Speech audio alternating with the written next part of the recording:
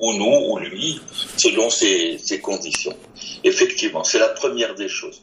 Alors, si monsieur Lambrouille est d'accord, on rédigera une MO, et puis on fera les deux modifications.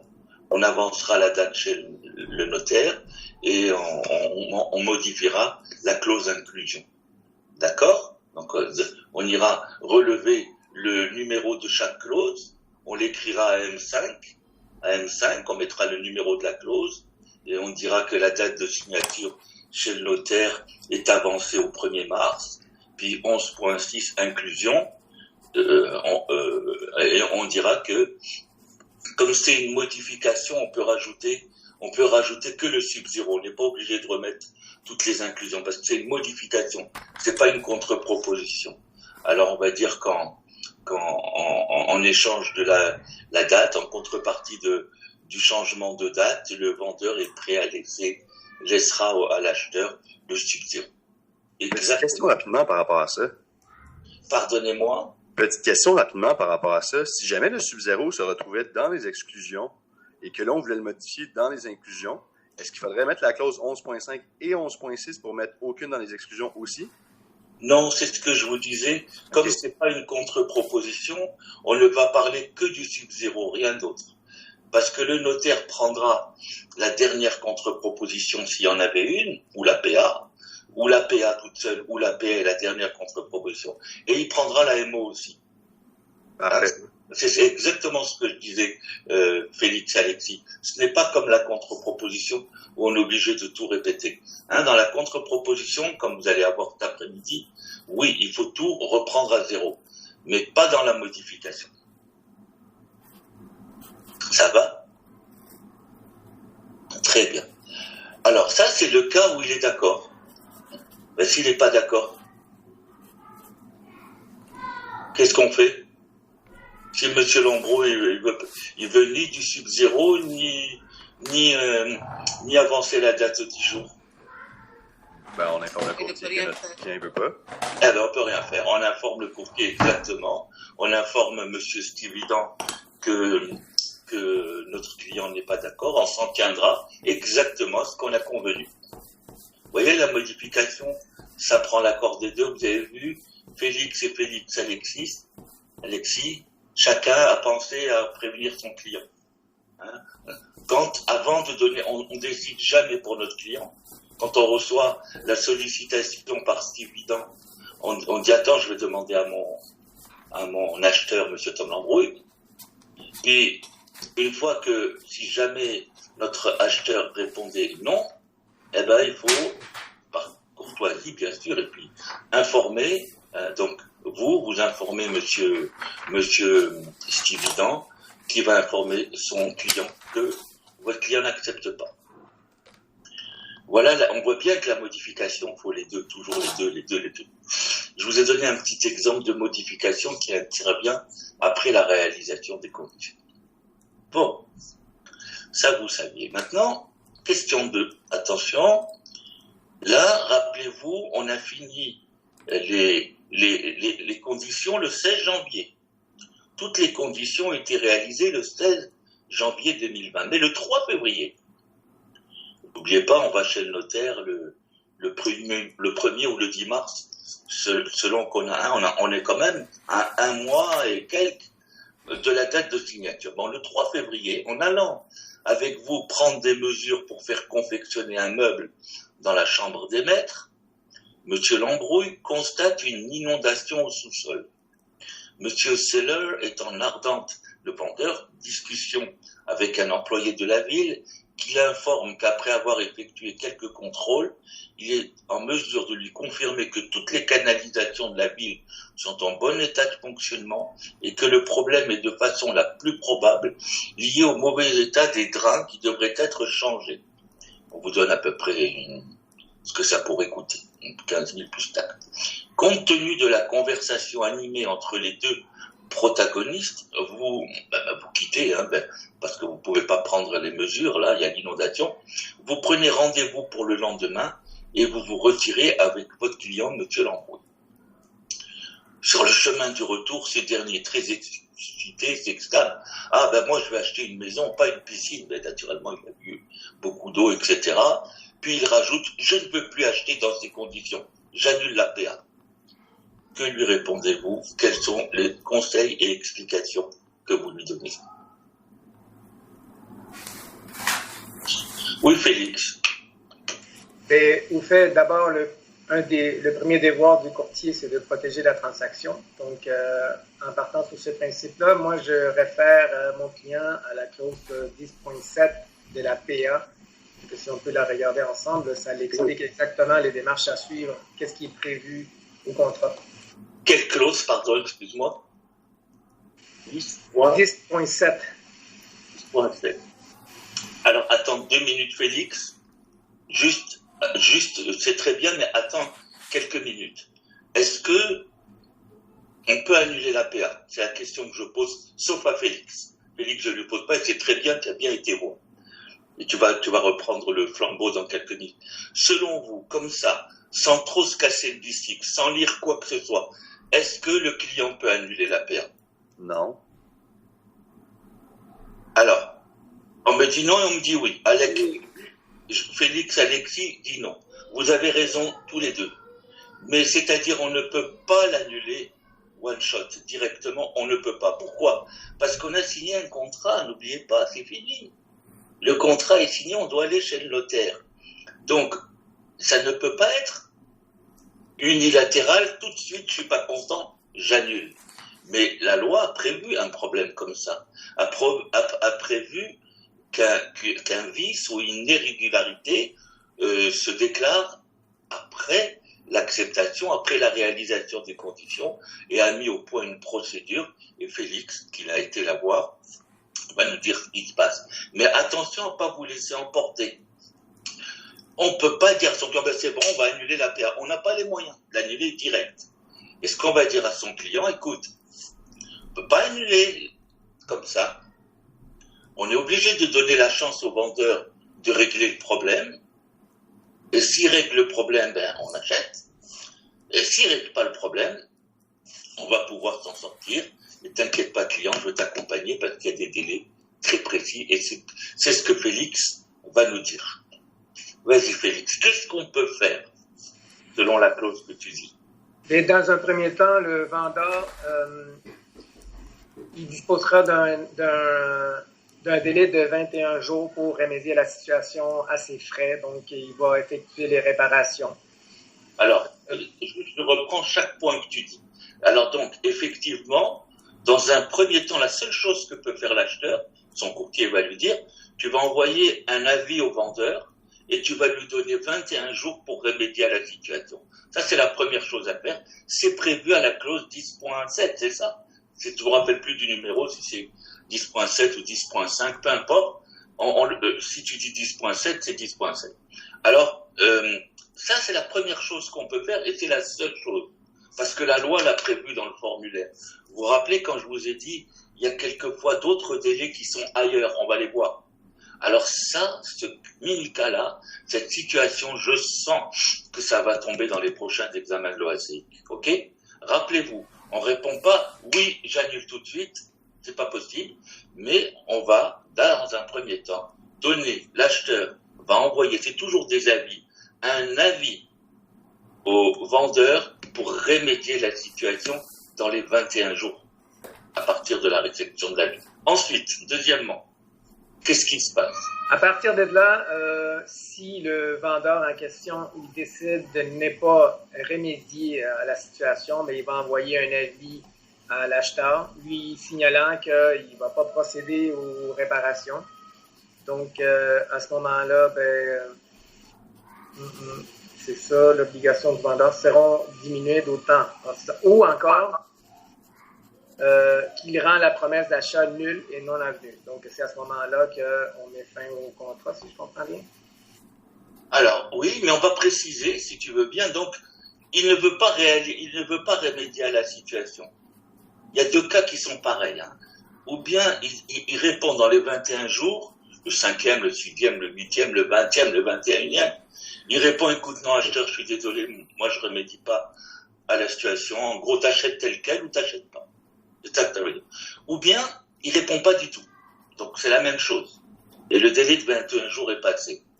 Donc, dans les deux cas, que le vendeur dise non ou qu'il se dise rien, c'est qu'il a dit non au bout de 21 jours.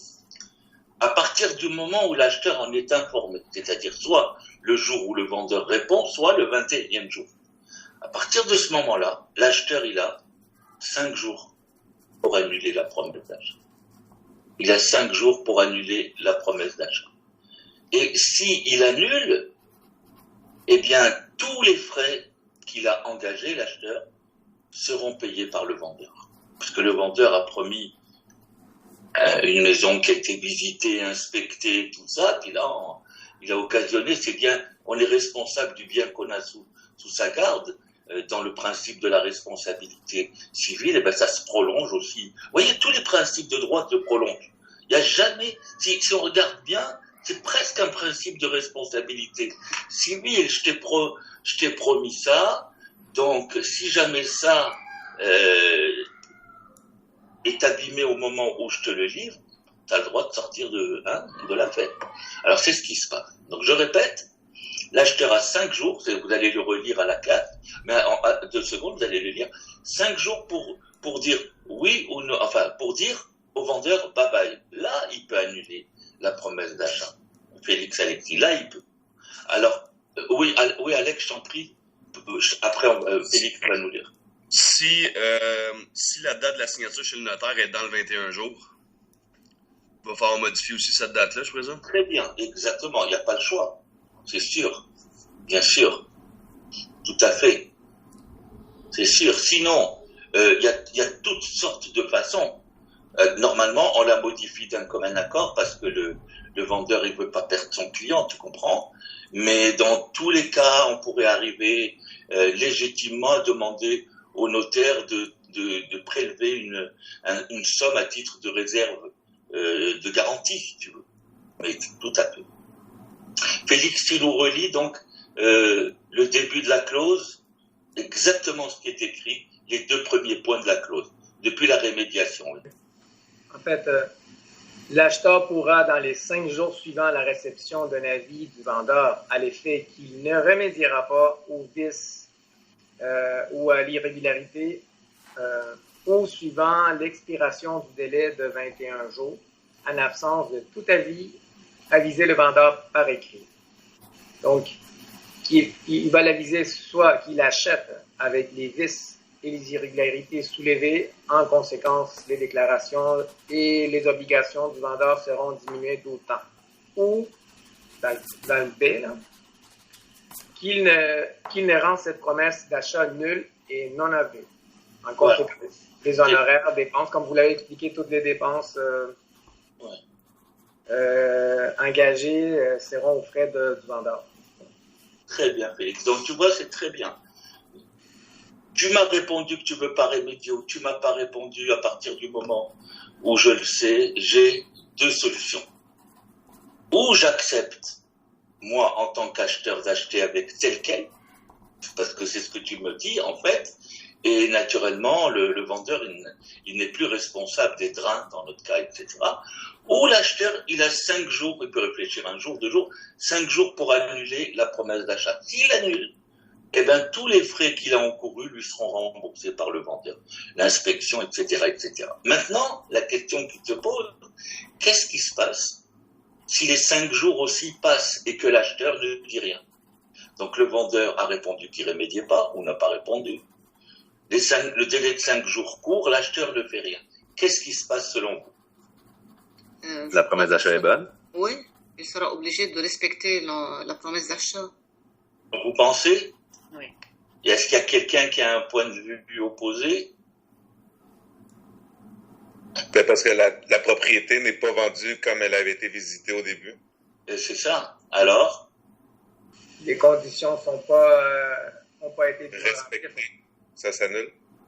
C'est-à-dire, les conditions jusqu'à présent, tout a été OK, je parle des conditions, mais il y avait accord sur la chose et sur le prix, mais maintenant la chose n'est plus la chose d'avant.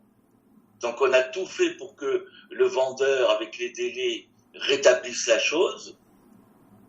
Il n'a pas rétabli, On avait donné effectivement à l'acheteur le pouvoir d'annuler la PA et de faire rembourser ses prêts. Il l'a pas fait. On peut comprendre qu'il puisse hésiter là-dedans, mais on va pas lui donner la charge d'accepter la maison. Alors lisez s'il vous plaît après, vous allez voir Félix. Bon, après ça, j'ai une question à propos du délai de 21 jours, justement. Ok, mais on va laisser Félix tout lire d'abord. Oui, pas de problème. Bon, mais dernier paragraphe, en fait, dans le cas où l'acheteur ne se serait pas prévalu des dispositions du paragraphe A et B, dans les délais stipulés, cette promesse d'achat deviendra nulle et non avenue. Auquel cas, les honoraires, dépenses et frais alors engagés par l'acheteur et le vendeur seront à leur charge respective. Oh.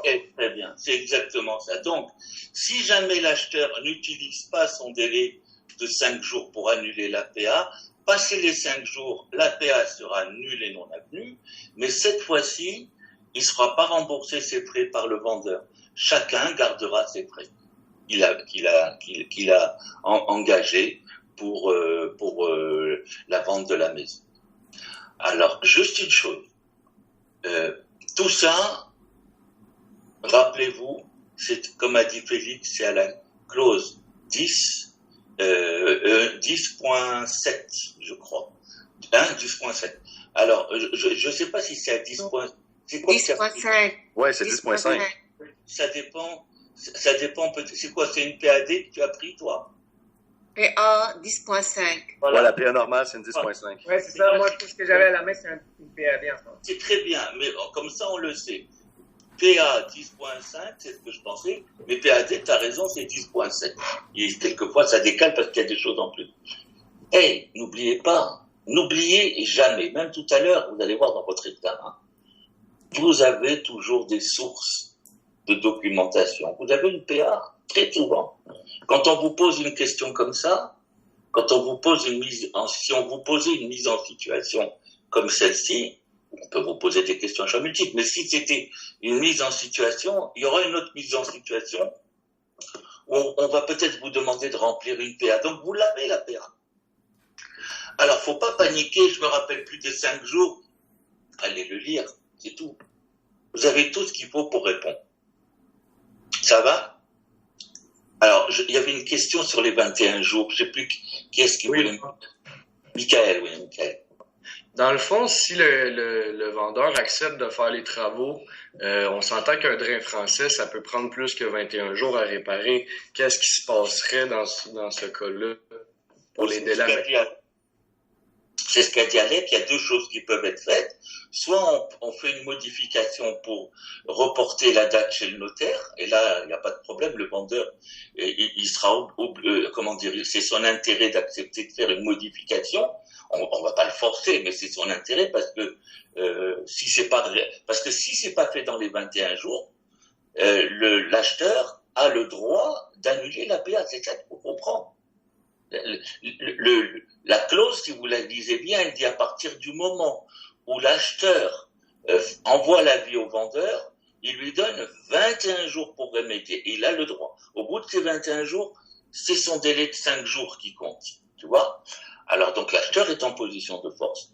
Ça, quand il va proposer au vendeur de prolonger la date, de reporter la date, le vendeur va accepter.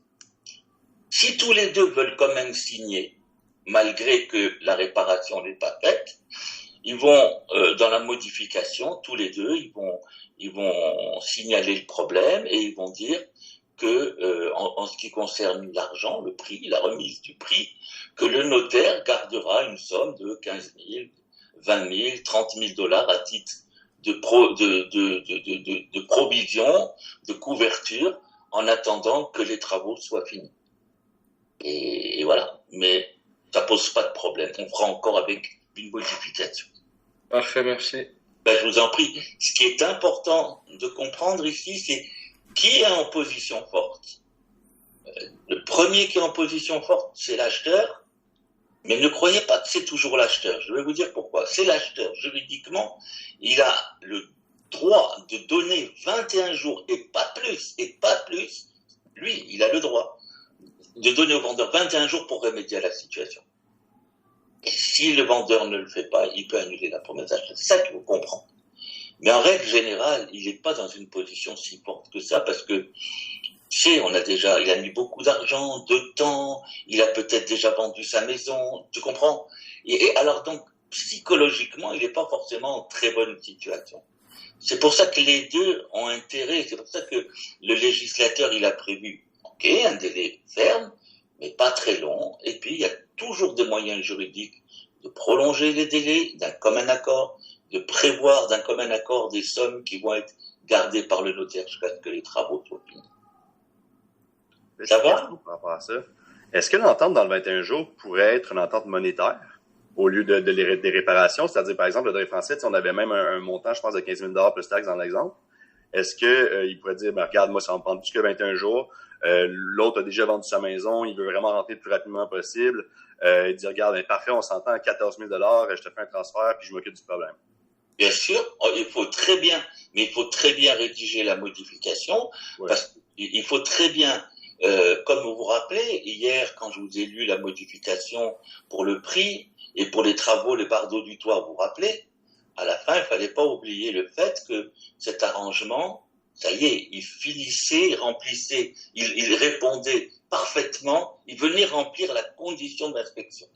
Alors là, c'est pareil, si on fait quelque chose pour vraiment montrer que c'est à la place du délai de 21 jours, tu vois, c'est une modification, on peut dire que tu as bien remplir pleinement la clause du 21 jours. Bien sûr, on peut. Rappelle-toi, Félix, Alexis, c'est une bonne question, mais comment vous dire, il faut aujourd'hui, là, maintenant, le comprendre. D'ailleurs, on va voir un document tout à l'heure, vous allez voir, où il n'y aura jamais ce que je vais vous dire maintenant. Il n'y aura jamais ce qu'a dit Félix Alexis. Pourquoi? Pas parce que c'est pas courant, c'est très courant. Mais les documents, ils prévoient les droits des parties. Ils prévoient pas leur arrangement, leurs obligations qu'ils vont créer. Donc, jamais, tu verras dans l'avis que je vais te montrer, dans la promesse d'achat, jamais, tu auras toujours ça. À quelles conditions la PA continue? À quelles conditions elle s'arrête? Jamais l'accord qu'il peut y avoir entre les parties pour changer, tu vois, les données. Jamais, parce que ça, tu peux le faire toujours, toujours et toujours. Donc, je te réponds, Félix Alexis, oui, toujours. On peut convenir des choses du moment, et ça sera jamais écrit nulle part. Tu le trouveras pas. Je supposais fortement, je vais juste confirmer, parce qu'on parlait du 21 jours comme si ça semblait être problématique. Donc, Oui, mais je parle d'un point de vue général. Je parle pas que de ce 21 jours. Je parle à toute la classe, et pour vous dire, tout ce que vous pouvez convenir à partir du moment où ce n'est pas contraire à l'ordre public et aux bonnes mœurs, vous le pouvez. Mais vous le trouverez pas dans les textes mêmes. Alors je parle à toute la classe. Je vais exagérer. Tu peux convenir de venir à la signature chez le notaire en pyjama. Oui, tu peux l'écrire. Mais tu vas le trouver nulle part au monde. Alors, il n'y a pas que pour l'histoire de pyjama. Tout ce que tu peux convenir, autre que ce qui est écrit sur la PA, d'un commun accord bilatéral, tu le peux. Il ne faut pas que ça soit contraire aux bonnes mœurs et à l'ordre public. Tu peux pas convenir d'emprunter de l'argent pour acheter une maison où tu vas faire une maison de passe ou une maison de casino, de jeu. Tu peux pas, parce que c'est pas légal. Mais par contre, après, que tu viennes en casquette, en chaussettes, que tu fasses un prix à quelqu'un, que tu fasses un prix au lieu du travail, tu peux toujours tout faire. Rappelez-vous-en, ça va? Monsieur Saint? Oui. Si pendant ces 21 jours, je ne sais pas, l'acheteur change d'avis, il veut rendre la PA nulle, est-ce qu'il peut le faire ou bien il doit respecter ces 21 jours? Il peut pas. Parce qu'il est déjà convenu. Il peut pas, il est obligé d'attendre la fin des 21 jours. Le droit qu'il a, c'est de donner 21 jours à l'autre partie pour réparer, remédier. Au bout de 21 jours, si l'autre n'a pas remédié, il peut tout de suite annuler la PA. Il a 5 jours pour l'annuler, mais il peut le faire tout de suite, le premier jour. Il n'est pas obligé d'attendre de 5. Parce qu'il y a un contrat qui a été signé. Responsabilité contractuelle. Sinon, tout le monde dirait j'achète, le lendemain il change d'avis, puis il y aurait la file d'attente devant les tribunaux. Non, t'es sérieux. Si t'as pas besoin d'acheter, n'embête personne. Si tu veux acheter, vas-y, sérieux. Tu veux vendre, pareil. Et fais-le bien, fais-le de bonne foi, fais-le selon les règles. Ça va, Swan? J'ai une question, M. Perez. Ouais. En rapport au dédommagement ou compensation financière, s'il y a lieu, on règle ça avec un formulaire en particulier ou c'est quoi les démarches à faire? Exemple, mon client vendeur, lui, il a déjà vendu sa maison. Il y a des gens qui vont aménager dans la maison et lui, il fait quoi s'il laisse tomber la... En fait, ça se pose beaucoup plus pour l'acheteur parce que, en fait, si plus personne ne dit rien, personne n'a rien à réclamer à l'autre. Tu es d'accord avec moi? Si la vente continue pas, l'acheteur n'a rien le droit de réclamer au vendeur. Hein, si l'acheteur n'a pas répondu au bout des 5 jours et que la PA devient nulle et non avenue, l'acheteur n'a rien à réclamer au vendeur, le vendeur n'a rien à réclamer à l'acheteur, c'est très facile, il n'y a rien à faire. Le seul cas où quelqu'un pourrait réclamer, c'est l'acheteur, s'il annule la PA dans les 5 jours. Donc, qu'est-ce qu'il va montrer? Ses dépenses. Par exemple, c'est sur l'inspection. Par exemple, éventuellement, qu'il voulait absolument un certificat de localisation. C'est lui qui l'a pris en charge, même si c'était provisoire. Il pourrait aussi invoquer des préjudices parce que il a mis beaucoup de temps à rechercher cette maison, à prendre des mesures, à je sais pas quoi. Vous voyez, on peut imaginer beaucoup de choses. Mais en général, le plus fréquent, c'est l'inspection. Déjà, tu peux tout de suite y penser tout de suite. C'est pas que l'inspection, ça pourrait être autre chose, dépendamment de la situation. Tu vois, c'est le seul cas où il y aura une réclamation d'une partie à l'autre. Le vendeur, il peut rien réclamer à l'acheteur. Dans tous les cas. Mais ça va se retrouver en cours devant les tribunaux ou ça va se régler par l'intervention du notaire? Non, l'acheteur va faire une demande, il va envoyer une facture au vendeur. Si le vendeur est de bonne foi et son courtier lui explique bien la situation, son courtier va lui expliquer avant qu'il réponde non, je remédie pas bien. Tu auras à payer les frais. Alors, voilà, s'il est de mauvaise foi, ça va aller en cours. Petite créance ou plus, dépendamment du montant. Voilà. Good. Alors, n'oubliez pas de mettre ce mini-cas. Rappelez-vous, je m'étais arrêté à 5.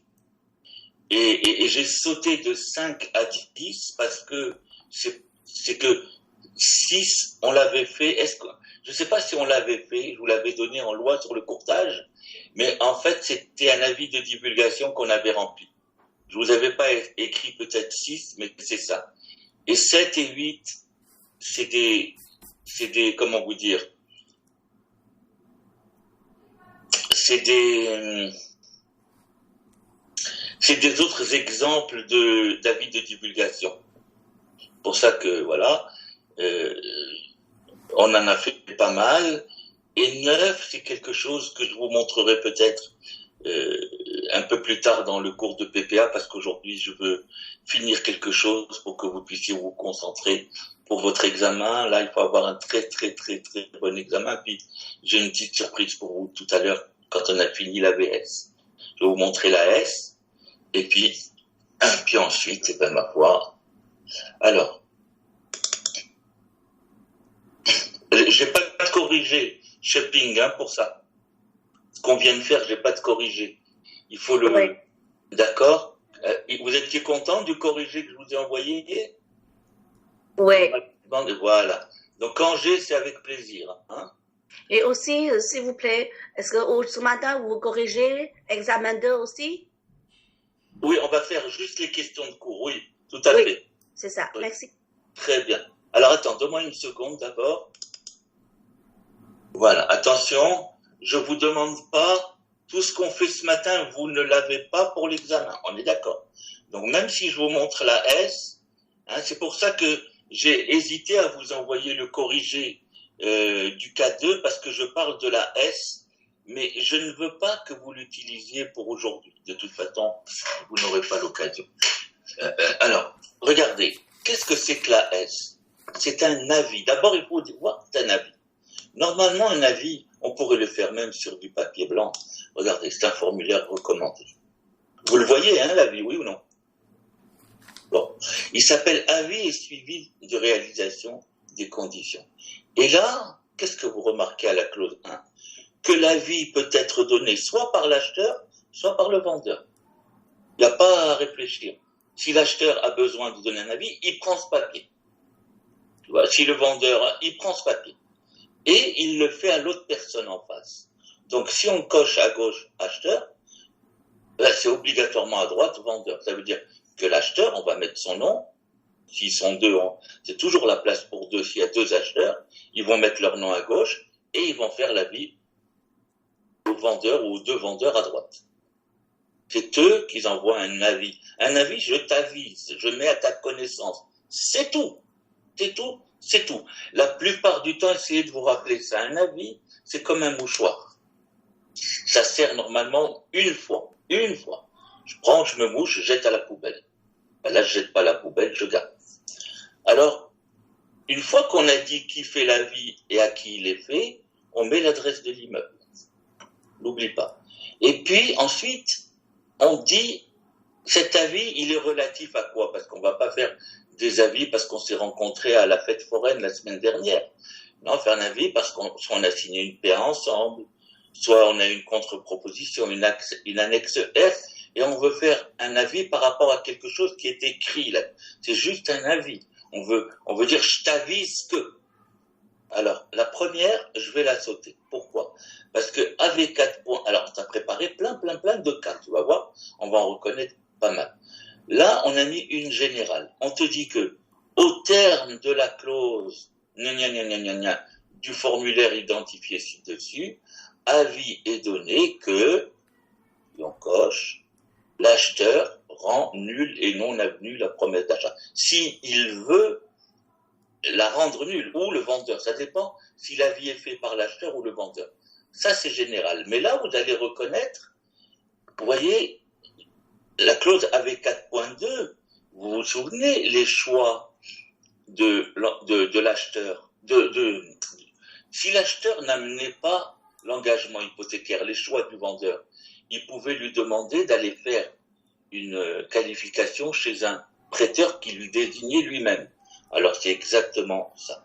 Regarde, le vendeur exige à l'acheteur, alors ça serait un avis qui serait fait par le vendeur à l'acheteur.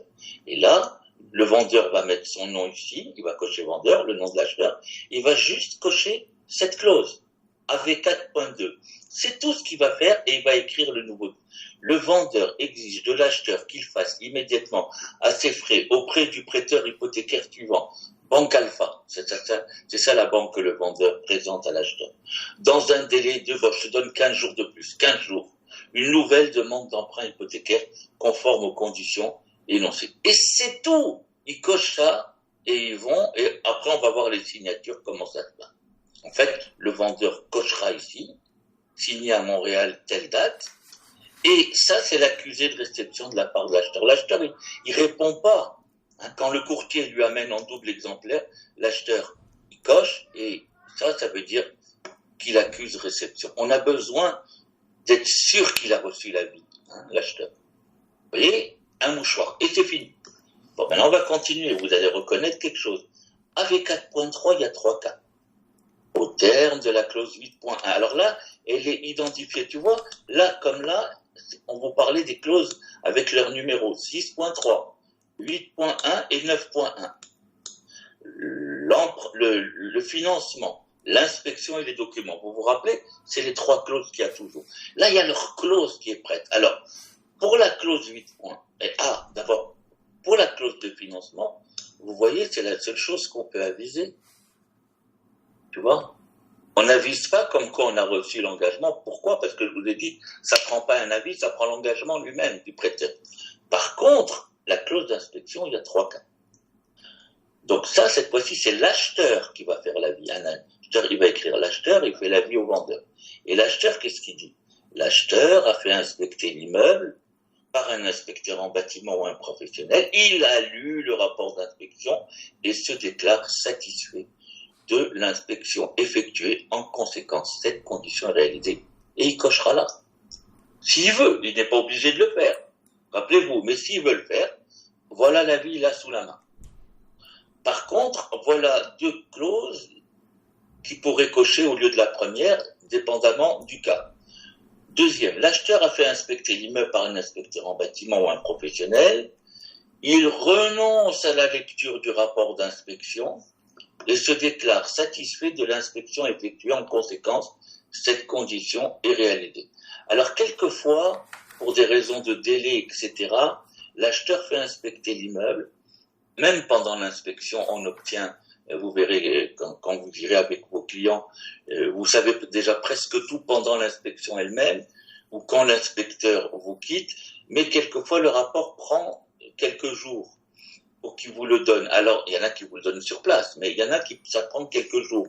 Alors, dans ce cas-là, on veut quand même dire qu'on a fait l'inspection dans les délais, on n'a pas reçu le rapport d'inspection, mais ça fait rien, on accepte. Et puis, la plus importante, c'est la dernière. L'acheteur a fait inspecter l'immeuble par un inspecteur en bâtiment ou un professionnel. Il a lu le rapport d'inspection, dont une copie est jointe. En conséquence, il rend la promesse d'achat nulle et non avis. Vous voyez, tout ce qu'on a étudié, les avis, on le fait avec ça. On coche. Et à chaque fois, une seule chose. On pourrait cocher deux choses quelquefois, mais pas dans ce cas-là. Bon. Alors. Mais il reste aussi la possibilité qu'il accepte, mais à condition que le vendeur fait remédier au problème. Dans l'inspection? Oui. Oui, mais c'est ce que je vous disais tout à l'heure, soit c'est la question de Félix Alexis. Jamais tu vas trouver dans un formulaire tu comprends, ton arrangement, parce qu'il y en a des milliards qui peuvent exister. Oui. Jamais. C'est exactement ce que je vous disais. Vous vous rappelez, soit? Jamais. Tu peux le chercher jusqu'à la fin des temps, tu ne trouveras pas. La loi, elle va dire qu'est-ce qu'ils ont comme droit, et tout le reste, qu'ils ont le droit, eux-mêmes, ils font ce qu'ils veulent. Ils s'arrangent, ça ne sera jamais écrit dans la vie. C'est pas un avis, ça prendra une modification. Tu comprends? Tu vois la différence entre un avis et une modification ici. Et je t'avise que c'est pas je conviens avec toi, on s'entend. Non. Je t'avise que j'avais le droit d'annuler, je l'annule. Je t'avise que je devais faire une inspection, je suis content. C'est tout. Je fais aucun accord ici. Jamais.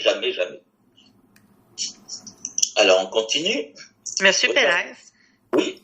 J'ai une question un peu tordue, mais des fois, ça va avec les gens un peu tordus aussi. Donc, situation un petit peu problématique. L'acheteur fait inspecter l'immeuble. Il dit verbalement comme ça, rapidement, que c'est correct, qu'il est satisfait. Puis, peut-être 2 jours plus tard, le vendeur reçoit un avis comme quoi qu'il a fait inspecter. Finalement, il n'est pas satisfait de... Qu'est-ce qui arrive dans ce temps-là quand il a dit verbalement qu'il était satisfait, mais 2 jours plus tard, il s'en déclare pas satisfait, puis envoie un avis justement au vendeur? Ouais, ça c'est comme actuellement ce qui se passe en politique et tout, malheureusement. C'est qu'on va toujours... normalement, à 99%, on va toujours, les juges vont toujours se remettre à ce qui a été légalement prévu, parce que on pourrait dire au vendeur, tu aurais dû exiger de ton acheteur qu'il te réponde par écrit, ou en tout cas, tu devais pas y croire jusqu'à temps que le délai soit passé, ou qu'il t'écrive par écrit. Donc en fait, c'est vraiment l'avis écrit qui prévaut. Bien sûr, mais n'oubliez pas aussi une chose, vous m'avez bien dit, c'est des gens tordus, vous m'avez dit ça, Caroline. Bien entendu. Voilà, et vous l'avez bien dit. Et puis aussi, il faut bien penser à la chose suivante. Si jamais il a dit qu'il était OK, et que là, il change d'avis, il va falloir qu'il le justifie. Il faut qu'il y ait le rapport qui montre. Vous voyez, attention, c'est une bonne question quand même pour vous rappeler quelque chose. L'inspection, tu peux pas l'annuler comme bon te semble. L'inspection, c'est pour ça qu'on donne le rapport, on est obligé de donner le rapport. Il faut qu'il y ait des éléments significatifs. Il faut que l'inspection ait relevé des éléments significatifs pour pouvoir l'annuler. Sinon, tu peux pas. Alors que les documents, c'est là où les gens malins, ils peuvent jouer. Parce que les documents, on te dit pas, on dit tout simplement satisfait, pas satisfait. C'est ce qu'on va voir tout de suite. C'est là la plus grande porte de sortie d'un acheteur. C'est là qu'il faut faire attention. C'est avec les documents. Et quand vous serez courtier, faites attention à ne pas demander beaucoup de... Attention, si votre client vous les demande, mais si vous demandez trop de documents, c'est qu'il connaît la musique. Quand on est en commercial, c'est tout à fait normal de demander plein de documents. On appelle ça la période de diligence. Il y a des états financiers, des rapports d'impôts. C'est tout à fait normal. Mais pour une maison résidentielle, si le gars il commence à te demander plein de documents, faut faire attention. Pourquoi? Parce qu'il peut annuler la PA selon son humeur. Il a bu le café ou pas. Là, on va trouver les gens tordus. Rarement, très rarement. Parce que, je vous rappelle, le point de départ de ces transactions, c'est toujours quelque chose d'émotionnel. On aime la maison. C'est au niveau de l'émotion. Donc, vous voyez, le réalisme va faire que, et puis la vie va faire que on va avoir énormément de problèmes qui ne seront pas, qui nous toucheront pas. Il n'y aura pas ces problèmes. Mais voilà, en tout cas, vous avez bien fait de poser la question. Alors, je vous lis très rapide avec 4.4, et là on parle de la clause 9.1, c'est les documents. L'acheteur a procédé à l'examen et à la vérification des documents qui étaient énumérés à la clause 9.1, donc il les a reçus dans les délais, il les a lus, il s'en déclare satisfait. En conséquence, cette condition est réalisée. Est-ce qu'il est obligé de dire qu'il est content des documents? Non, parce que s'il ne le dit pas, je vous ai dit, la clause 9, elle est à côté de la clause 8, elle marche de la même manière. Si tu es passif, si tu fais rien, au terme du délai, la PA continue. Rappelez-vous, ces deux marchent pareil. Par contre, bon, il a vu les documents, il n'est pas satisfait, il annule la PA. Et là, c'est le cas où il les a pas reçus. Malgré qu'il les ait pas reçus, alors, en conséquence, il rend la promesse d'achat nulle et non avenue. Bien sûr, s'il oublie de cocher ça, c'est pour ça que je vous ai dit, n'écrivez jamais le certificat de localisation dans les documents. S'il oublie de faire cette clause, c'est comme s'il aura accepté le certificat de localisation que vous êtes censé lui avoir montré, même si vous oubliez de lui montrer. Donc voilà les trois cas. Pas fini, vous allez reconnaître autre chose. Alors là, je vais sauter avis 4.5 parce que il y a quelque chose qui est... Voilà, alors ça, à votre avis, c'est quoi? Eh ben non, je ne veux pas sauter. C'est ça la clause 10.5. Ils ont laissé parce que c'est soit 10.5, soit 10.7.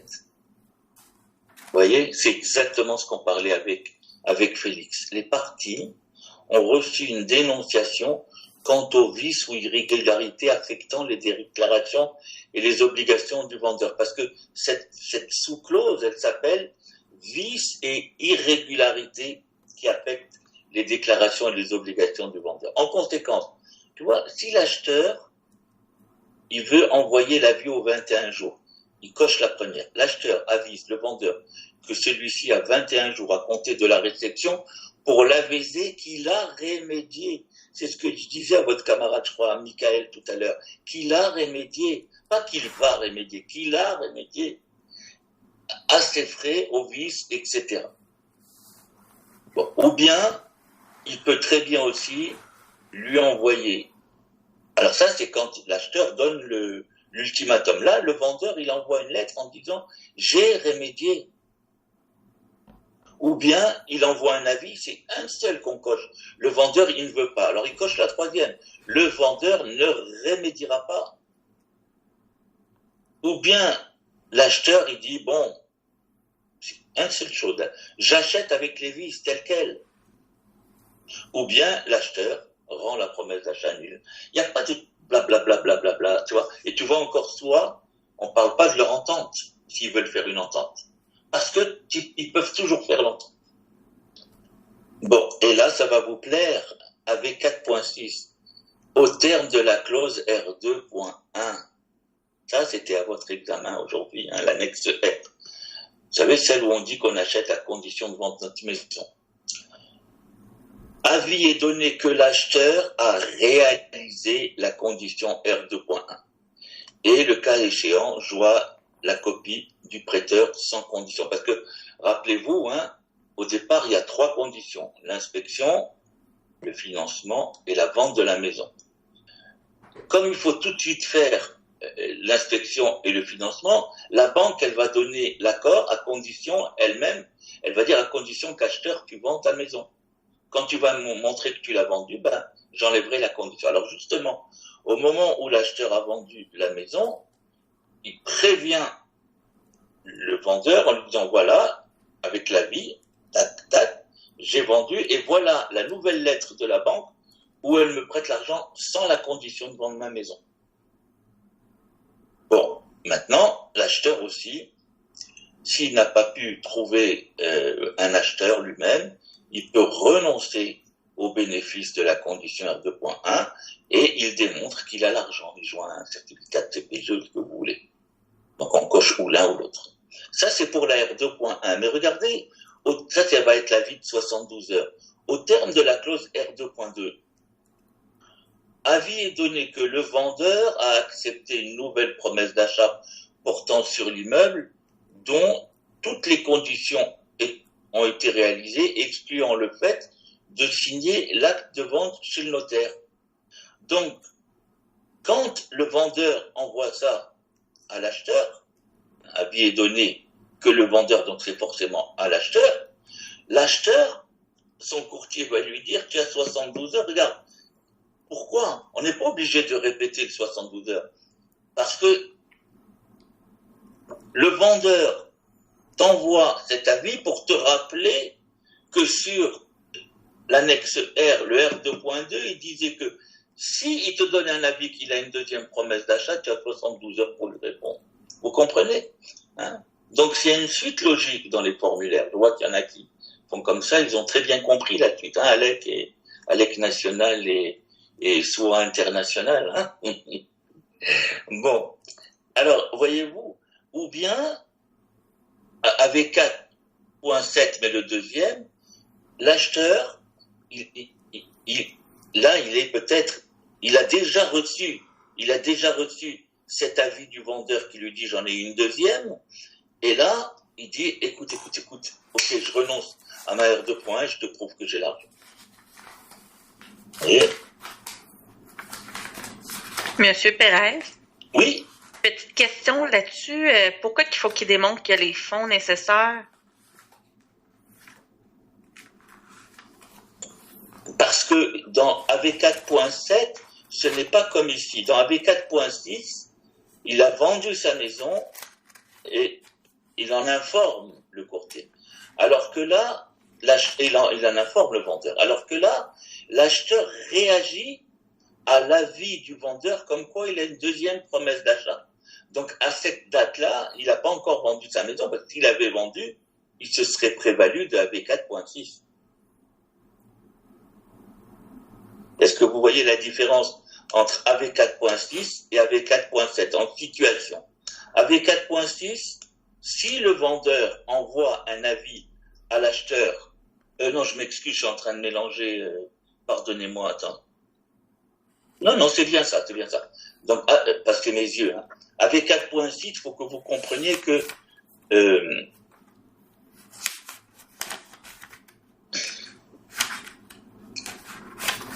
attendez. En fait, la manière que je le comprends, moi, Caroline, c'est que faut pas que la vente de ta maison soit conditionnelle à ce que tu es capable d'acheter l'autre. Faut que tu sois capable d'acheter l'autre sans avoir vendu ta maison. Alors, pardonnez-moi, juste une chose. Je veux juste vous montrer la différence de situation. Dans AV4.6, d'accord, en le lisant bien, c'est l'acheteur qui vient vers le vendeur. Il n'y a pas de R2.2, il n'y a rien du tout. L'acheteur, il vient, il dit « Hey, vendeur, c'est fini, j'ai vendu ma maison. Donc, il n'a pas besoin de démontrer dans le premier cas, hein, surtout si la banque lui donne un engagement sans condition, il n'a pas besoin de démontrer qu'il a les fonds nécessaires. Mais c'est quand même l'acheteur qui va vers le vendeur. Ou bien l'acheteur, toujours pareil, sans qu'il y ait de R2.2, de lui-même, il voit que ça sent mauvais, ou il a gagné au loto, alors il prévient le vendeur, il dit écoute, j'achète ta maison, et finalement, je renonce au bénéfice de ma condition R2.1. Là, il est obligé de montrer qu'il a l'argent. Est-ce que pour là, vous êtes d'accord, Caroline? Pour AV 4.6? Oui. D'accord. AV 4.7, c'est pas du tout pareil. C'est pas la situation où c'est l'acheteur qui va vers le vendeur.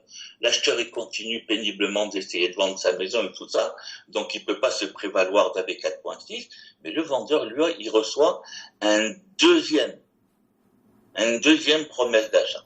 C'est ce qui est écrit ici. Le vendeur a accepté une nouvelle promesse d'achat. Et là, on se réfère à R2.2. C'est là qu'on se réfère à R2.2.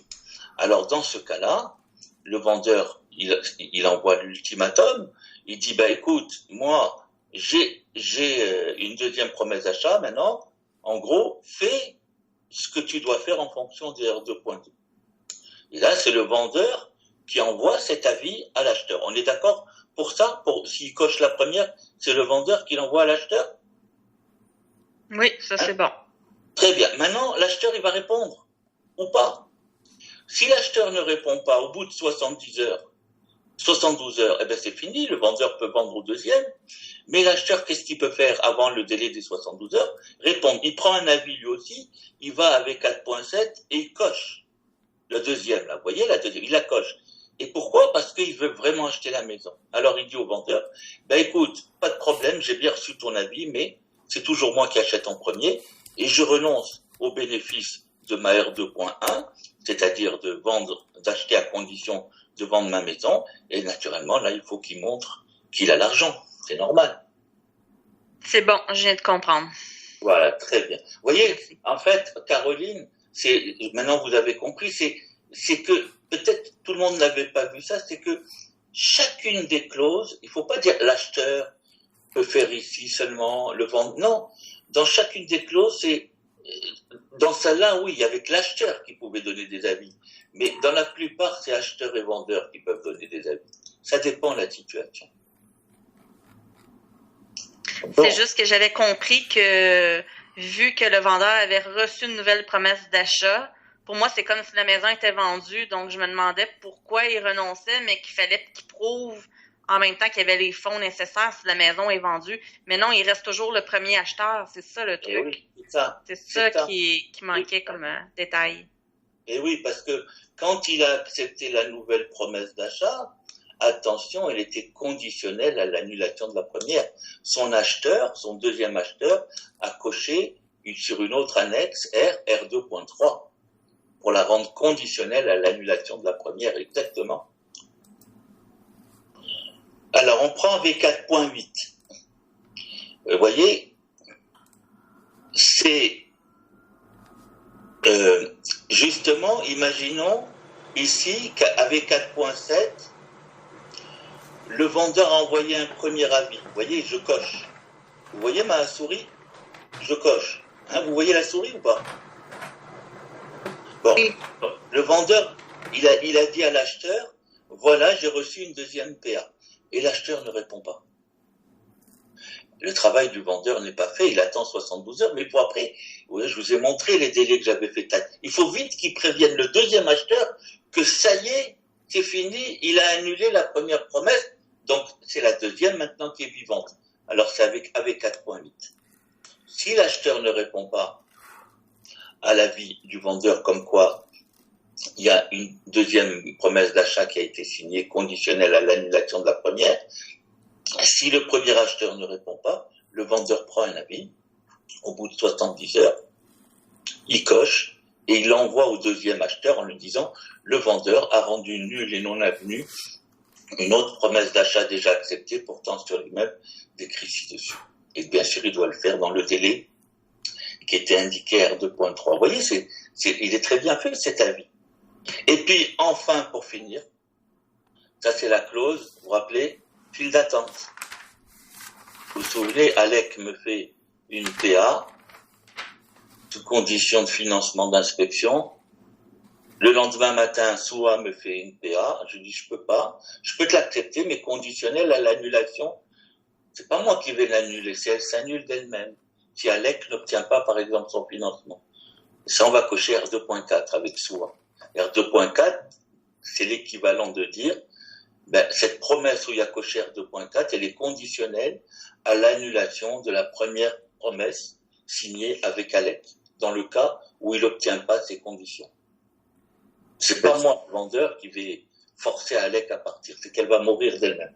Alors justement, ici, il faut cocher soit R2.4, soit P2.4. Vous vous rappelez que je vous ai expliqué hier sur la contre-proposition, je vous ai dit il y a la même clause que sur l'annexe R.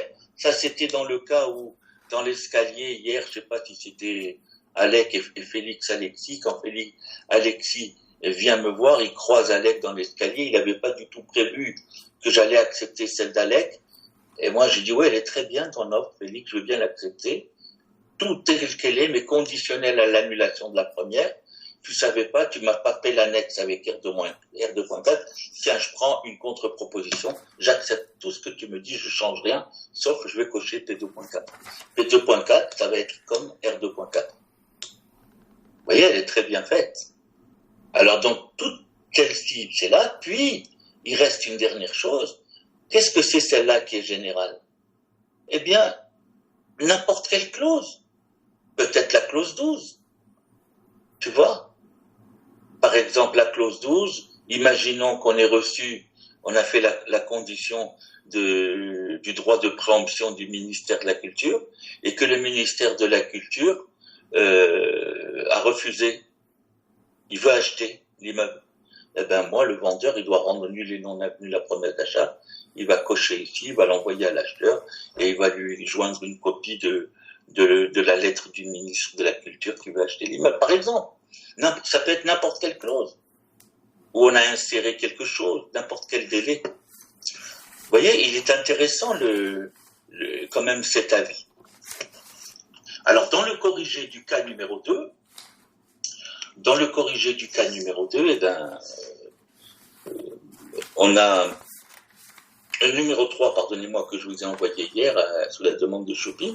Je vous ai indiqué les AV machin, mais pour votre examen aujourd'hui, vous n'avez rien de ce qu'on a fait ce matin. On est d'accord? Oui, monsieur Favre. Cet avis doit être toujours envoyé dans les délais, n'est-ce pas? Ça dépend quel délai. Cet avis doit oui, je sais. Ça dépend du financement ou bien de l'inspection. Sauf pour l'irrégularité, s'il y a une irrégularité, alors elle peut être envoyée, mais seulement avant la signature, n'est-ce pas? Non, ces avis, ils doivent être, comme vous l'avez dit, envoyés dans les délais. Par exemple, je vous donne un exemple. Ici, pour le financement, le vendeur qui indique un autre prêteur à l'acheteur, il doit le faire dans le délai de 5 jours qui suit la date où il aurait dû remettre la lettre de la banque et qu'il n'a pas remise. Tu comprends? Parce que 5 jours après, on ne peut plus utiliser cet avis. Pour la clause 10.5 et 10.7, on doit toujours faire attention à ces délais. Et là, dès que l'acheteur sait qu'il y a le problème, il donne 21 jours au vendeur. Donc, il faut attendre. Si le vendeur ne répond pas, eh ben, il faut attendre la fin de ces 21 jours. Donc, comme vous l'avez dit, ça se fait en fonction des délais de la clause. Et donc, à partir du moment où ça se fait, ce qui compte, c'est d'aller à la fin. Qui fait l'avis? C'est l'acheteur ou le vendeur? Alors, on coche, on met son nom, on le fait signer. Deuxièmement, on le fait parvenir à l'autre. Si c'est l'acheteur qui a fait l'avis, on le fait parvenir à l'autre et on lui fait signer. C'est les courtiers qui vont le faire. On lui fait signer le plus tôt possible, si possible le même jour, ou plus tard le lendemain. Est-ce que vous remarquez quelque chose dans cette clause-là, AV6? Il n'y a pas la signature du témoin comme Il n'y a pas la signature du témoin, exactement. Il n'y a pas. Parce qu'au départ, l'OACIQ, il aurait voulu qu'on s'en occupe pas, que ça soit acheteur et vendeur. Mais comme il y a eu beaucoup plus de problèmes, alors finalement, ils ont sorti ce formulaire. Petite question rapidement sur le 4.8, c'est juste pour que je bien comprendre la phrase. Donc, dans le fond, vous avez dit que ça, c'était la note, là, je peux dire, où est-ce que le vendeur va cocher pour vraiment annuler la première promesse d'achat. Mais là, il dit, dans le fond, donc le vendeur a rendu nul et non avenu une autre promesse d'achat déjà acceptée. Je sais qu'on met le numéro de la promesse d'achat là en haut du document, mais quand on dit une autre, on parle bien de celle qui est en haut du document? Non. OK, c'est ça.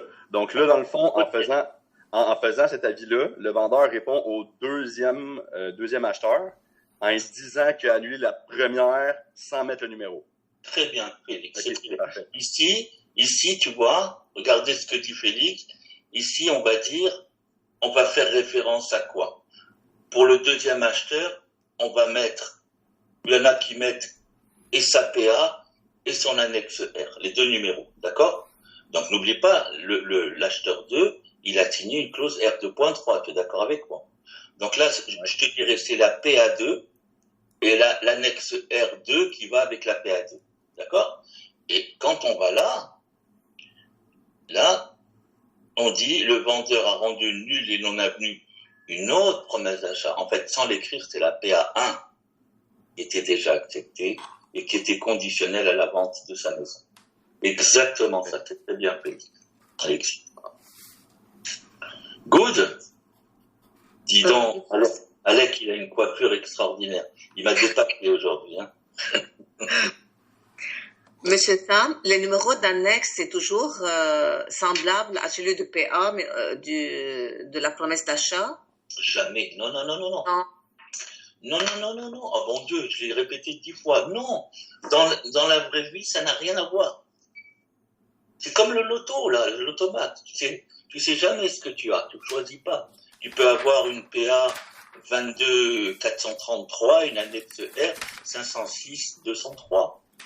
Ça n'a rien à voir. Rien. Oui. Moi, je vous ai fait ça pour que vous classiez vos documents. Oui. Ça va pour la classe?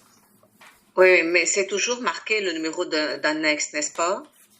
Ah oui, je ne comprends pas ce que vous voulez dire. Excusez-moi, Atsoua, je n'ai pas compris. Je veux dire, comme le formulaire de PA, c'est marqué par exemple PA 333 ou 999, etc. L'annexe aussi, c'est marqué on prend un annexe et déjà le numéro, c'est marqué dessus. Oui, mais pas 333, hein, ça peut être n'importe. Oui, je sais, je donne un exemple comme ça. Oui, exactement. Bien sûr, ça vient toujours avec un numéro.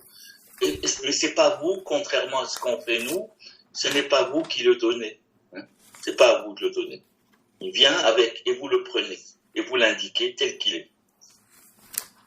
Ça va? Good. Alors, je vais faire l'appel, puis ensuite, pour m'assurer que tout le monde est là, surtout partez pas, on va corriger les questions de l'examen numéro 2, et puis je vais vous donner des informations très importantes pour l'examen, et vous allez être, j'espère, contents. Alors, on y va. Premièrement, donnez-moi une seconde, s'il vous plaît. Je vais prendre la liste. Voilà.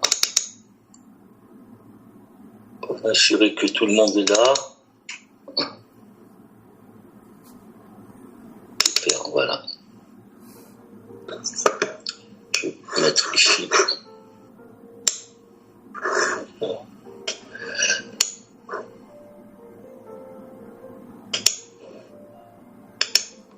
Voilà, alors donc, bien sûr, alors soit, elle est là. Ensuite, Sanad. Oui, bonjour. Bonjour Sanad. Lydia. Oui, bonjour. Bonjour Lydia. François. Ouais. Maxime. Oui. Maxime. Oui, bonjour Maxime. Bonjour. Philippe.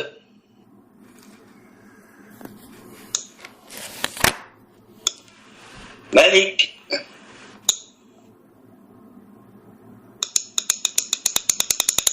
Steve. Présent. Allô, Steve. Véronique. Présente. Bonjour, Véronique. Bonjour. Laïla. Bonjour. Bonjour, Laïla. Jackie. Présente. Bonjour. Bonjour, Jackie. Félix, Alexis. Bonjour, présent. Allô. Jessica. Bon matin. Bon matin, Jessica. Alors, Daniel. Présent, monsieur. Bonjour. C'est qui m'a dit présent? Daniel. Ah, pardon, excuse-moi, Daniel. Ouais, Bonjour, Daniel. Tu es arrivé très vite aujourd'hui. Good. Charles-Étienne. Présent. Allô, Charles-Étienne. Bonjour. Dingwa, je t'ai pas vu, Dingwa, aujourd'hui. Bonjour, monsieur. Bonjour, Shopping. Oui, présente. Rebonjour, Shopping. Bonjour. Alors, notre Alec national est là. Bonjour, Alec. Ensuite, Félix aussi, capitaine de la gendarmerie nationale. Salut à Félix. Caleb n'est jamais venu. Caro. Vous pourrez indiquer que je suis toujours présente. Oui, bonjour Caro, fidèle au poste. Alexis Leroux. Xiaofei. Présente. Bonjour Xiaofei. Ça va?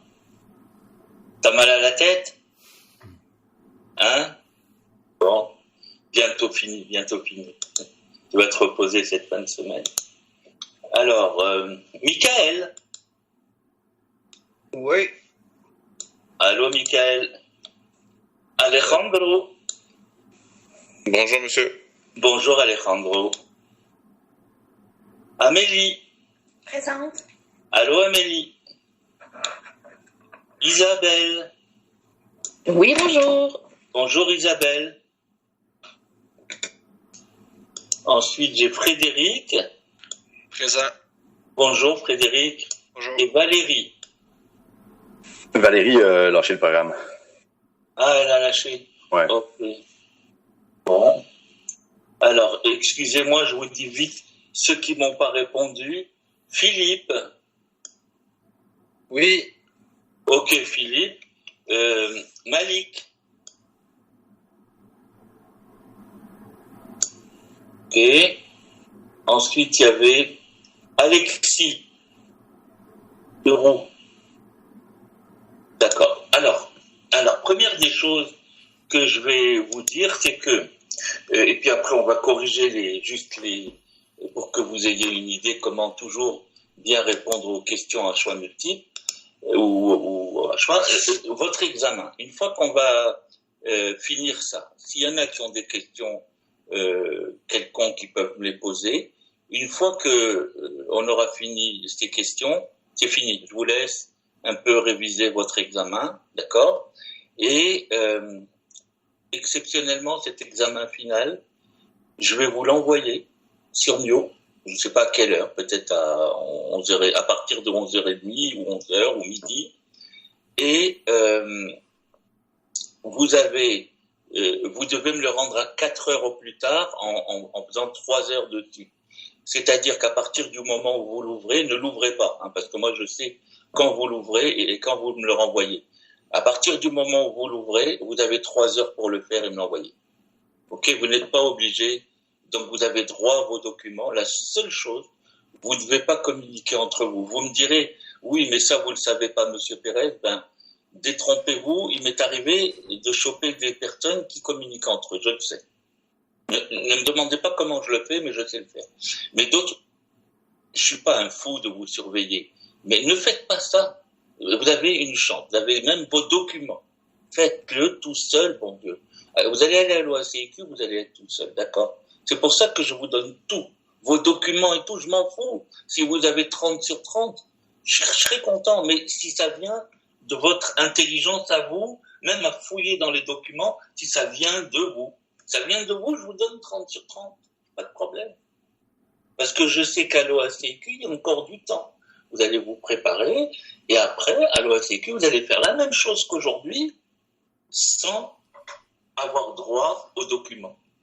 Et vous en avez toujours des documents qu'on vous donne. L'OACQ va vous en donner aussi. D'accord? J'insiste, s'il vous plaît. S'il vous plaît. J'insiste, ok? Faites-le vous-même. Je le sais, ceux qui le font eux-mêmes. Je le sais, je le sens. Bon, allez, je ne veux pas vous embêter, c'est pas le dernier cours qu'on va se discuter, hein, Alec? Donc, je vous enverrai, je ne sais pas, peut-être tout de suite après, peut-être une demi-heure après, peut-être. Mais au plus tard, vous l'aurez à midi, et peut-être à 11h30, et ça dépend aussi des questions qu'on va me poser. Et après ça, vous avez 3 heures, et vous me l'envoyez. Ça va comme ça, c'est clair? Alors, je suis désolé, mais pour les deux qui sont pas là, ben, c'est toujours pareil, hein. Alors maintenant, très rapide, je vais arrêter de partager, puis on va... Alors, est-ce qu'on peut...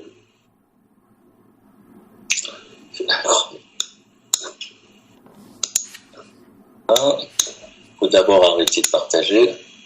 Voilà. Et puis, je vais aller moi-même.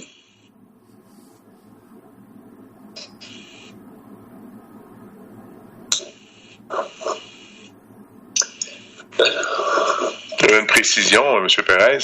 Yes. Est-ce que vous allez mettre je vous donne l'exemple, tous les formulaires possibles que nous pourrions avoir besoin dans l'examen ou dans le PDF, où on doit, dans nos documents, avoir nos propres formulaires et on doit réfléchir nous-mêmes à quel formulaire on va vous donner? Parce qu'en fait, ce que je vous pose comme question, c'est est-ce que je dois imprimer encore des formulaires aujourd'hui avant l'examen pour me préparer ou ça sera attaché? Non. En fait, c'est les formulaires que je vous ai envoyés hier. Ça change pas, c'est-à-dire une PA et une CP. Je vous les ai envoyés vierges. Je vais les remettre si vous voulez, ça ne me dérange pas. Mais c'est ça. D'accord? Une PA, une CP. En formulaire, c'est les seuls. Ça va? Donc, je vous ai tout facilité, vous voyez? Je sais que vous n'allez pas aller me remplir, vous verrez quand vous lirez l'énoncé, vous n'allez pas me remplir un contrat de courtage, je le sais. Non, je vous mets dans des conditions optimales. Mais c'est bien que vous posiez la question, c'est très bien. C'est que la vérification d'identité, on en a parlé, mais on n'a jamais rempli le formulaire. Vous n'avez jamais insisté là-dessus. Fait que, c'est pour ça que je vous repose simplement cette question-là, parce que si vous m'arrivez, vous me dites, mais je ne l'ai pas imprimé, il faudrait que j'aille l'imprimer maintenant. Non. En fait, je vais vous dire, pourquoi je vous le montre pas? J'ai tellement peur de vous paumer là-dessus. C'est que, bientôt, les contrats de courtage achat, ils seront obligatoires. À partir de ce moment-là, on n'a plus besoin, en résidentiel, pratiquement, on n'a plus besoin du formulaire vérification d'identité. Pourquoi? Parce qu'il sera intégré dans tous les contrats de courtage, que ce soit CCV, CCD, CCI, CCA, ils sont intégrés, on n'a plus besoin. Le problème d'avant, c'est qu'on utilisait le formulaire de vérification d'identité pour nos acheteurs qui voulaient pas signer un contrat de courtage achat. Alors là, on était obligé. Tu comprends, Steve? C'est pour ça que je vous le montre pas trop. Mais on en reparlera, ne vous inquiétez pas, c'est bien, rappelez-moi-le, on en reparle.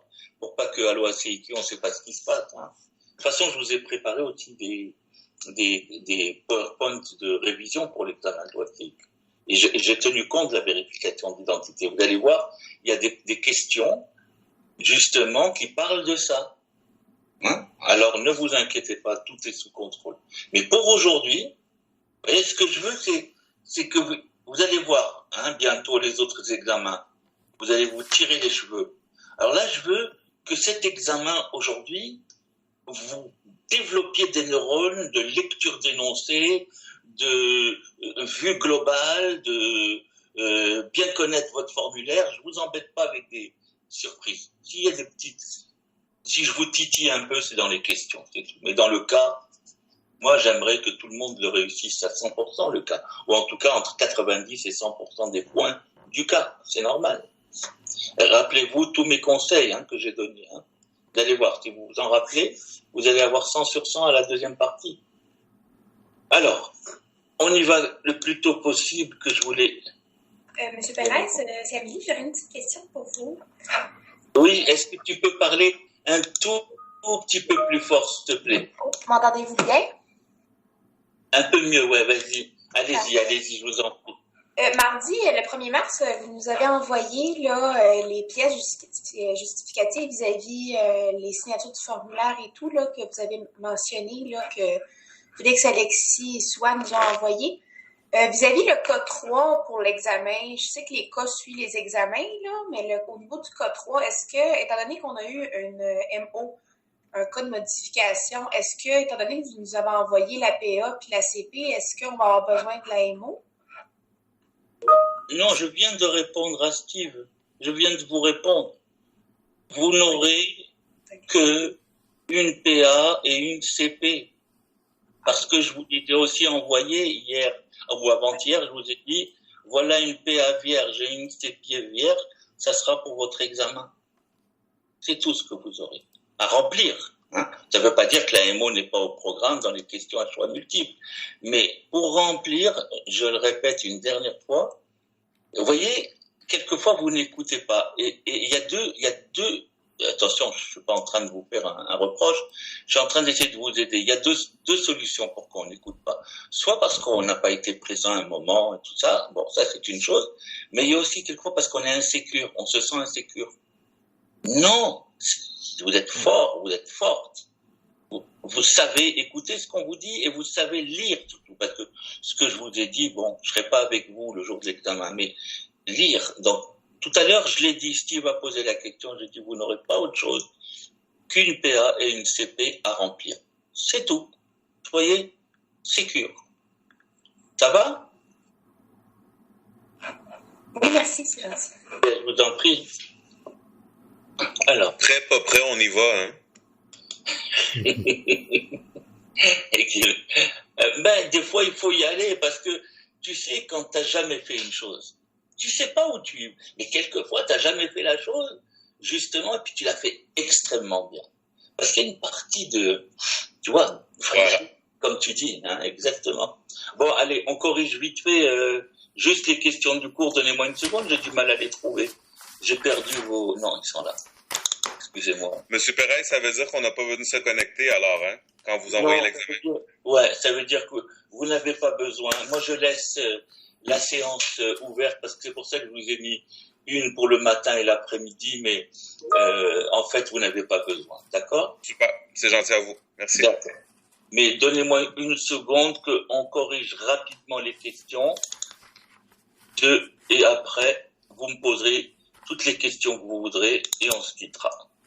Et je vous enverrai l'examen. Rappelez-vous, ne l'ouvrez que quand vous le faites, parce qu'à partir du moment où vous l'ouvrez, eh bien, vous avez 3 heures. Pour me le renvoyer, cette fois-ci, c'est 3 heures précises, hein, qu'on perd aucun temps. Alors, vous tiendrez pas compte des avertissements, hein. Je les enlève pas, parce que d'habitude, ça se fait en classe, mais vous avez droit à avoir les documents, vous avez le droit à ne pas mettre votre caméra, bref. Alors, par contre, regardez, un préassumable. Rappelez-vous, il fallait indiquer les vrais et pas les faux. Alors, pour vous corriger vous-même et pour voir plus tard vos notes quand on corrigera la deuxième partie, il y avait 4 réponses vraies. Je vais vous les donner. Et ces réponses vous donnent 1 point. C'était sur 4 points. Donc, si vous avez coché les 4 réponses vraies que je vais vous donner et aucune réponse fausse, que ces 4 vraies, vous avez 4 points. Si maintenant, vous en avez coché que 3, ben vous avez 1 point de moins. Hein, d'accord? Mais, si vous avez coché une fausse et vous l'avez mis vraie, ça vous enlève 1/4 de point. J'étais très gentil. Que vos notes montent un peu. 1/4 de point, peut-être point. Donc, on y va. Les réponses pour un préassumable, c'est D. Un préassumable, ça prend toujours la qualification de l'acheteur. F. On a toujours besoin d'utiliser l'annexe F. G. Ça consiste en la prise en charge du prix du vendeur par l'acheteur. C'est lui qui va le rembourser à la place du vendeur. Donc, D, F, G. Et enfin, J. est intéressant pour le vendeur à faire assumer par l'acheteur si le prêt est fermé. Fermé, c'est-à-dire qu'on ne peut pas le rembourser avant la fin du terme, sauf à payer une pénalité. C'est pour ça que c'est intéressant pour le vendeur, parce qu'il va éviter de payer la pénalité. Donc je répète, D, F, G, J. Si vous avez fait que ces 4, vous avez 4 points. 1 point de moins par réponse vraie oubliée, 1/4 de point de moins par réponse fausse indiquée vraie. On continue. Élément B, l'inspection. C'est la même chose, c'est sur 4 points. Il y avait 4 réponses vraies, je vous les donne. Ça, on le connaît. B, la bonne réponse. Elle n'est pas obligatoire, mais on doit vivement la recommander. Et surtout, le courtier doit la recommander à l'acheteur. Donc B. Attention, ce n'est pas une expertise. D, la bonne réponse c'est D, consiste en un examen visuel des parties principales de l'immeuble. Un inspecteur n'est pas un expert. L'autre, donc B, D, F, elle peut être faite par une personne qui n'est ni inspecteur ni professionnel du bâtiment. Le piège, c'est que faut pas confondre. Est-ce que nous, on a le droit de recommander quelqu'un qui n'est ni inspecteur? Non, nous on n'a pas le droit. Mais si l'acheteur le demande, oui. Donc, effectivement, F, elle peut être faite par une personne qui n'est ni inspecteur ni professionnel du bâtiment. La dernière, elle est évidente, c'est J. Donc, les bonnes réponses, c'est B, D, F, J. Même chose, 4 points. 1 point de moins par une réponse vraie manquante. 1/4 de point de moins pour une réponse fausse indiquée vraie. Voilà. Monsieur Perez? Oui. Pour celle-là, justement, mais c'est écrit aussi que lorsque vous rédigez la clause 8, comme si on était impliqué, donc c'est pour ça que c'est un petit peu mélangeant par rapport à la F.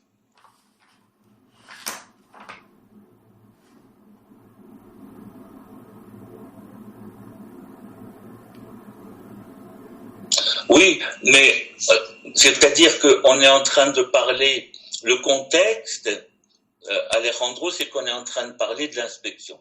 Et donc on vous dit, lorsque vous voulez rédiger la clause 8 relative à l'inspection, votre client se demande s'il doit vraiment l'effectuer, il vous pose un certain nombre de questions. Vous voyez, d'abord il vous demande s'il doit l'effectuer, bon, mais après un certain nombre de questions. Et ainsi que sur les modalités prévues par la loi sur le courtage. Donc, c'est général. Okay. Toutes sortes de questions. On vous dit, c'est quoi l'inspection? Alors, bien sûr, ce n'est pas, comment dire, une expertise. C'est un examen visuel. Est-ce que on peut la faire par n'importe qui? Alors, on va dire, non, moi, je peux que vous recommander des inspecteurs agréés, mais vous pouvez, si vous souhaitez la faire par quelqu'un, vous pouvez, mais et à chaque fois donner les tenants et aboutissants. Très bien. Hein? C'est toujours le contexte. Tu vois, Alejandro, ta question est bonne aussi parce que tu as lu. C'est très bien que tu aies lu. Déjà, je vois que tu as lu vraiment ça. Alors maintenant, il faut le lire et il faut tenir compte du contexte le plus judicieux. Si on était enfermé juste dans un coin de la clause 8, je veux bien. Mais là, on t'a ouvert l'espace. Un certain nombre de questions sur son importance, sur les modalités. Donc, tu vois que c'est assez général. Mais ta question était légitime, si tu veux que je te dise. On est en train de mieux comprendre comment les questions sont posées. Ah ben oui, c'est plein de questionnements là, à cette pratique. Ça va? C'est très bien, merci. Ben, je t'en prie. Alors, excusez-moi, je bois un coup. S'il y a des questions, allons-y. Et sinon, Ben moi, j'ai une question, mais tout de suite après, sur la même page, là, sur ce qui s'en vient là, tout de suite après. Vas-y, mon ami, dis-moi. Ben, je vais être honnête, là, comme vous l'avez pu voir dans mon examen, moi, j'ai mis juste juste une signature, dans le fond, dans la PE. Parce qu'effectivement, moi, sur le deuxième document, je me suis vraiment comme concentré sur le code 2. Et j'ai trouvé ça un peu chiant quand même comme pogne, c'est-à-dire que moi je lis souvent vite dans la vie, là, je vais trop vite. Et sur la première page, en bas, vous mettez que prenez en considération que pour le prochain cas, prenez en considération que la promesse d'achat est acceptée. Mais lorsqu'on commence le prochain cas, vous nous mettez, vous êtes avec votre client en train de rédiger la promesse d'achat. Donc, moi, ça m'a complètement mélangé. Et finalement, j'ai pas fait signer le vendeur, ni mis le vendeur dans la signature, ce qui a dû m'enlever, ma foi, beaucoup de points. Donc, tu sais, ça, c'est le genre d'affaire dans la vraie vie qui arrive, mais jamais, là, parce qu'on sait où est-ce qu'on est au moment où est-ce qu'on est. Donc, tu sais, ça, j'ai trouvé ça comme un peu inutile, là, au niveau de notre apprentissage. Peut-être que c'est une erreur, peut-être pas, là, mais voilà, là. En même temps, ça va m'apprendre à bien lire. Alors, il me semble, Félix, en tout cas, c'était pas une pogne, croyez-moi. Il me semble que non seulement je l'ai écrit ici, tu vois, mais il me semble que je l'ai écrit aussi sur ce que je vous ai envoyé. Il me semble, ou en tout cas dans les deux versions, parce que à un moment, quand je l'avais envoyé en PDF, ça n'y était pas. Donne-moi une seconde, s'il te plaît. C'est que dans le fond, il est écrit avec les premiers vrais ou faux, mais il n'est pas écrit dans le deuxième cas. Donc, moi, je me suis fié au deuxième. À moins que je me trompe, là, ça se peut que quelqu'un me corrige. Ouais, je pense que je l'ai mis dans les deux, mon cher ami, mais... Oui. Hein, c'est vrai que je l'ai mis dans le deuxième cas. Ouais, je l'ai mis dans les deux, cher Félix. Tu l'as pas écrit. Oui, il était tout en bas, je crois, après la fiche de Dans la description. fiche de description. Je pense que Félix Alexis, la seule affaire, c'est que tu prends pas assez ton temps à lire. Fait qu'au pire, relis-toi 2 fois. Parce que même quand on a fait ton formulaire l'autre jour, c'était des trucs comme ça que tu disais, je l'ai pas vu. Tu vas trop vite. Fait que pour éviter de faire des erreurs, relis-toi. Peut-être ça va t'aider un peu. Oui, c'est Souvent, c'est écrit en petit aussi. Tu sais, on essaye d'aller vite puis de passer par-dessus. Puis c'est ça qui nous fait faire des erreurs. Ouais, absolument. Ouais, c'est le même problème que moi. Toi aussi, ouais. Il n'y en a pas beaucoup qui ont fait cette erreur. Il y en a peut-être 3. 2 ou 3. Bon, vous voyez, c'est pas grave. C'est pas un problème de compréhension. Et c'est un problème de lecture. Et bientôt, vous allez le voir quand on va faire les cas qu'on va faire en PPA. Vous allez devenir dingue. Mais vous allez être étonné de combien d'informations vous allez être capable de digérer à la minute. Mais là, on se prépare. Tu vas voir, la semaine prochaine, ça va être lâché. Les chiens vont être lâchés, comme on dit. Ça va être loin. Alors, Félix Alexis, je peux te dire juste une chose. Ouais, j'en ai trouvé en bas. Non, je me suis jamais rendu jusque-là. Et c'est pas une pogne, et je vais te dire autre chose. Je l'avais déjà eu. J'avais eu ce problème, effectivement, en PDF, je l'avais oublié. Et puis depuis, je fais très, très attention à ça, parce que mon objectif n'est pas de vous pogner. Et puis moi, maintenant, je vous dis que c'était écrit dans les deux, et vos camarades, ce qu'ils vous ont dit, je souscris. Ah oui, je suis d'accord, là. Je reconnais mon erreur, je suis le premier à le dire, même moi de vive voix, avant même que je lui ai posé la question, que je vais trop vite, là. Ben oui, je vous accable pas loin de là, ça n'enlève rien à vos qualités, à vous, à Dingwa, à tout le monde. Et puis aujourd'hui, c'est pour ça que je vous laisse le temps, mais si vous voulez pas le prendre, je parle pas de vous, hein. Aujourd'hui. Non, je comprends parfaitement. Je parle à 4. Aujourd'hui, là, c'est pas parce que je vous laisse carte libre qu'il faut le faire vite et se débarrasser. Ça serait stupide. C'est aujourd'hui, mettez vos 3 heures. Attention, faut pas non plus, à force de rester, transformer le vrai en faux. Mais faites attention que vous avez tout bien fait. C'est ça qui va vous rester pour la prochaine fois. C'est un examen. Vous pouvez pas vous contenter juste de copier un autre. Non, vous êtes obligé de réfléchir à chaque seconde. Et c'est pour ça qu'il y a des choses qui vont s'imprimer dans la tête. Ça va? Avec moi, il y a toujours une stratégie. Je vous dis franchement, toujours une stratégie, pas pour pogner l'étudiant, mais d'apprentissage. Moi, mon objectif, c'est quand vous êtes à l'OACQ, vous soyez prêts. En attendant, on se prépare. On n'est pas encore prêt, on se prépare. Ça va? Alors, y a-t-il d'autres questions?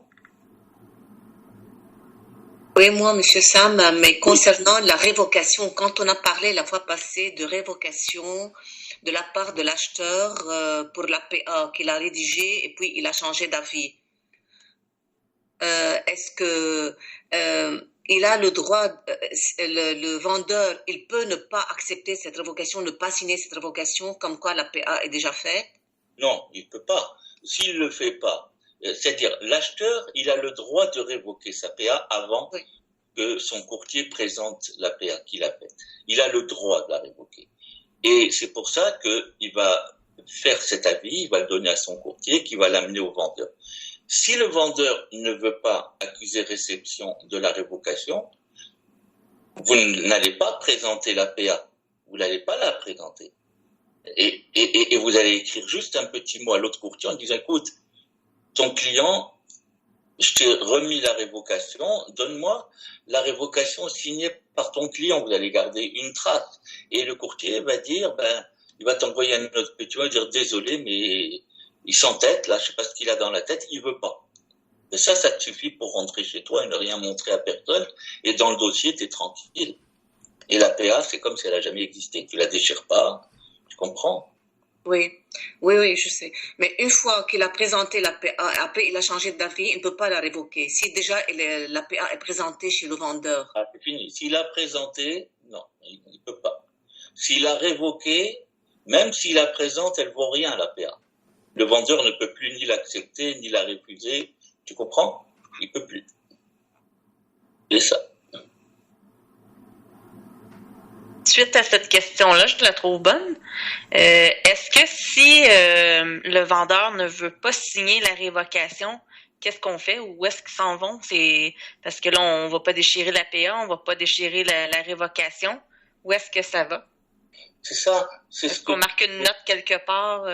Vous voulez dire... c'est ce que je disais exactement à soi.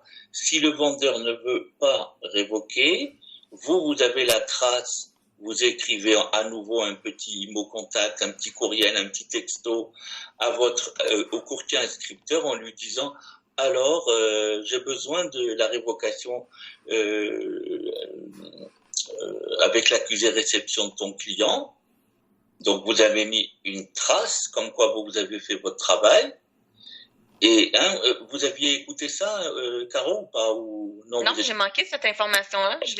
D'accord, c'est juste à l'instant. Et puis, en général, le courtier va vous répondre, désolé, mon client ne veut pas la signer. Ça vous suffit, ça, vous le mettez dans votre dossier. Vous classez l'APA, dans ce cas-là, vous allez la classer comme une proposition de transaction non acceptée. Ça n'est pas une vraie, où tu peux faire un sous-dossier avec les propositions non acceptées en marquant proposition révoquée, tu vois. Mais il faut les garder quand même. Il faut les garder. Parfait. C'est un petit peu plus précis. Merci. J'avais une autre question concernant les contre-propositions. La finalité de la CP, c'est simplement de dire j'ai accepté ou j'ai refusé, mais il y a aussi l'option de contre-proposition à nouveau. C'est ce qu'on comprend.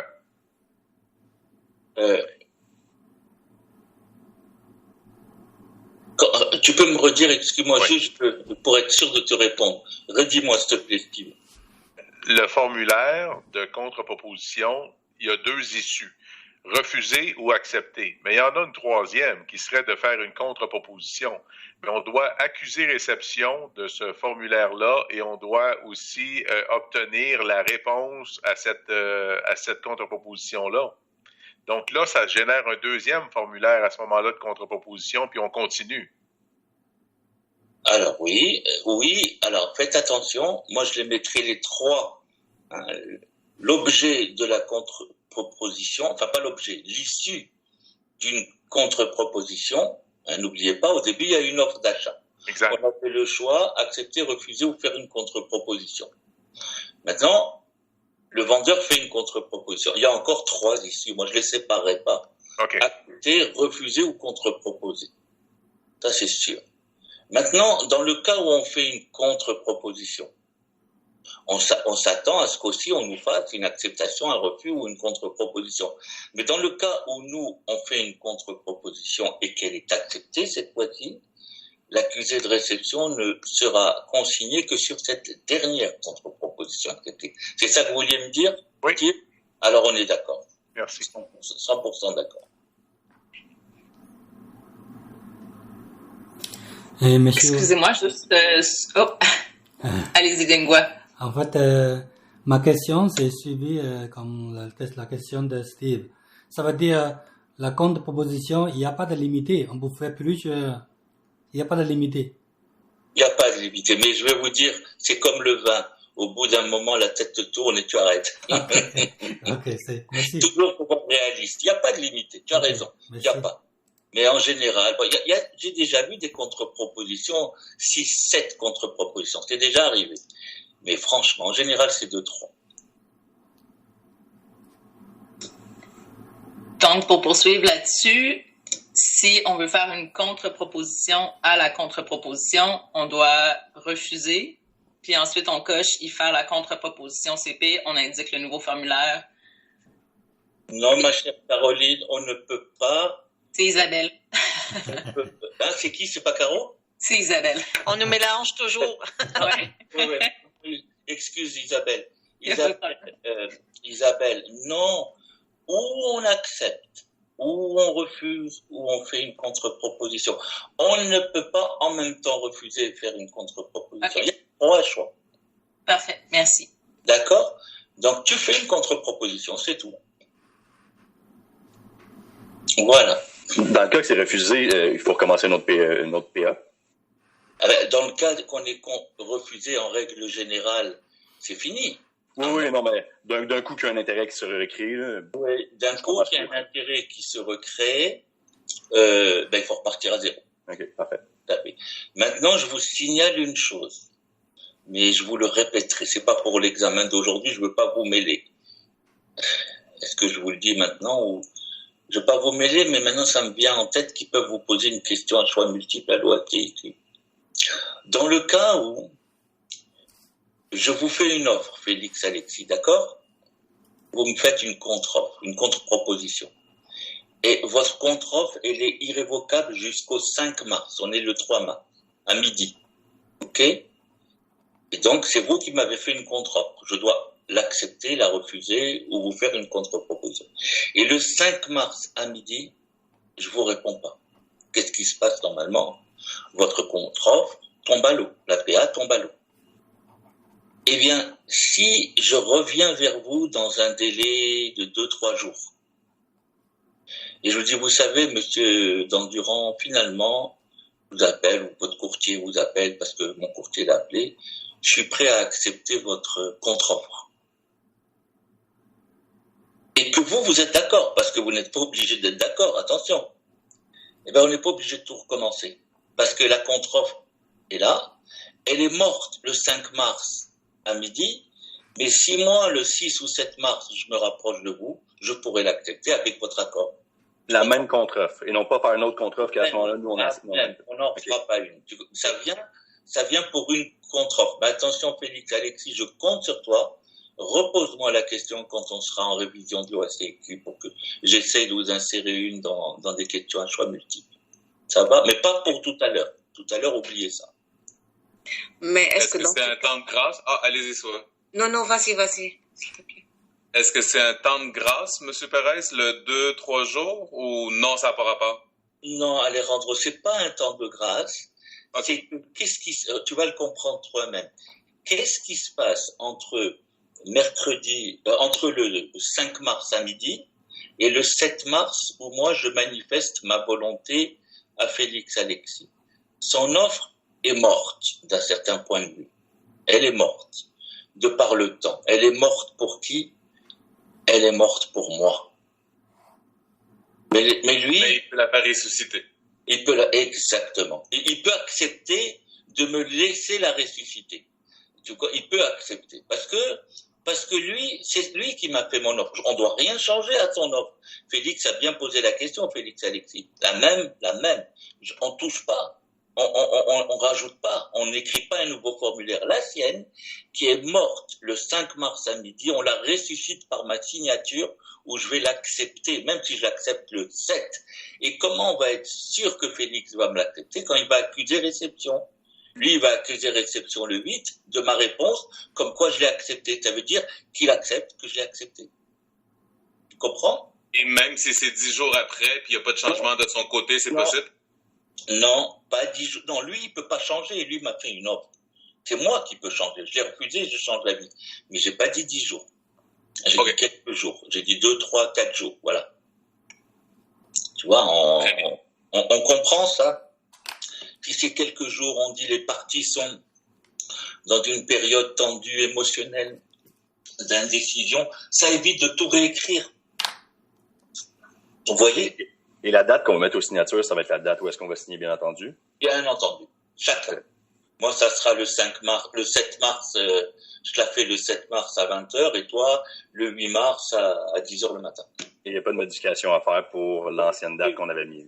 Aucune, rien, zéro. On fait comme normal et on met les dates, comme tu l'as dit, où on signe. Toi et moi, c'est tout. Et elle sera valable parce que moi, je vais te l'accepter le 7 et toi, tu vas accuser réception de ma réponse le 8. Moi, je te dis le 7 que je l'accepte et toi, le 8, tu me dis oui, d'accord, ok, j'ai vu ta réponse. C'est qu'on l'a accepté tous les deux. Parce qu'en fait, tu me l'avais déjà offert. Alors voilà. C'est un cas particulier, attention. Hein. Je voulais pas vous en parler aujourd'hui, mais bon. Qu'est-ce que tu veux? Vous avez trop plein de questions pour moi. Ça va, Steve, je vous en prie. Si on continue dans l'idée d'Isabelle qui a complété tout à l'heure sur mon point de vue, c'est que l'option accepter ou refuser, c'est là. Mais si on dit que dans notre esprit, c'est refuser, mais refuser parce qu'on aimerait souhaiter faire une contre-offre, on n'écrit pas refuser. C'est bien ce que vous avez dit. Parce que accepter ou refuser, on n'écrit rien. On va à crochet, contre-offre, et là, on continue. Parce que par défaut, on signifie qu'on a refusé. Parfait. On n'a pas refusé et on n'a pas accepté. On a accepté, ben oui, on a accepté toutes les clauses de la PA, sauf celles qu'on contre-propose. Donc, tu vois bien. Et pourtant, on n'a pas écrit accepter. Et pourtant, on a plus accepté de clauses que refusé de clauses. Tout à fait. Merci. Et on n'a pas dit accepter. Alors, tu comprends, on va pas dire refuser alors qu'on en a. Hein? Avec ça, ça te rentre dans la tête tout de suite. On ne peut dire ni l'un ni l'autre. Ça va?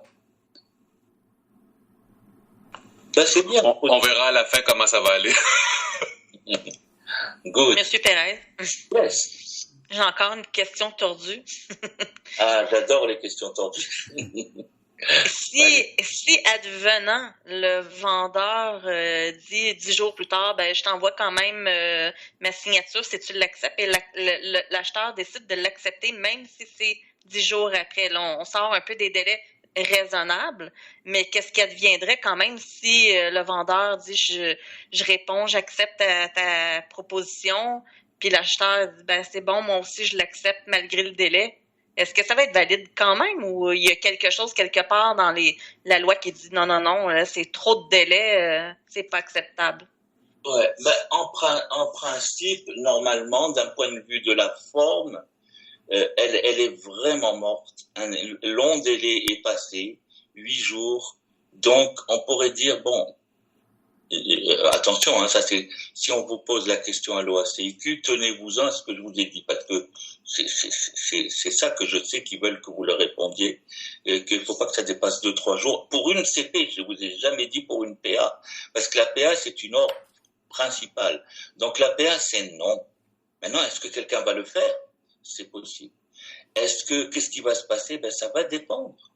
Ça va dépendre du notaire. Si le notaire est pointilleux, il va dire non, je reconnais pas cet accord.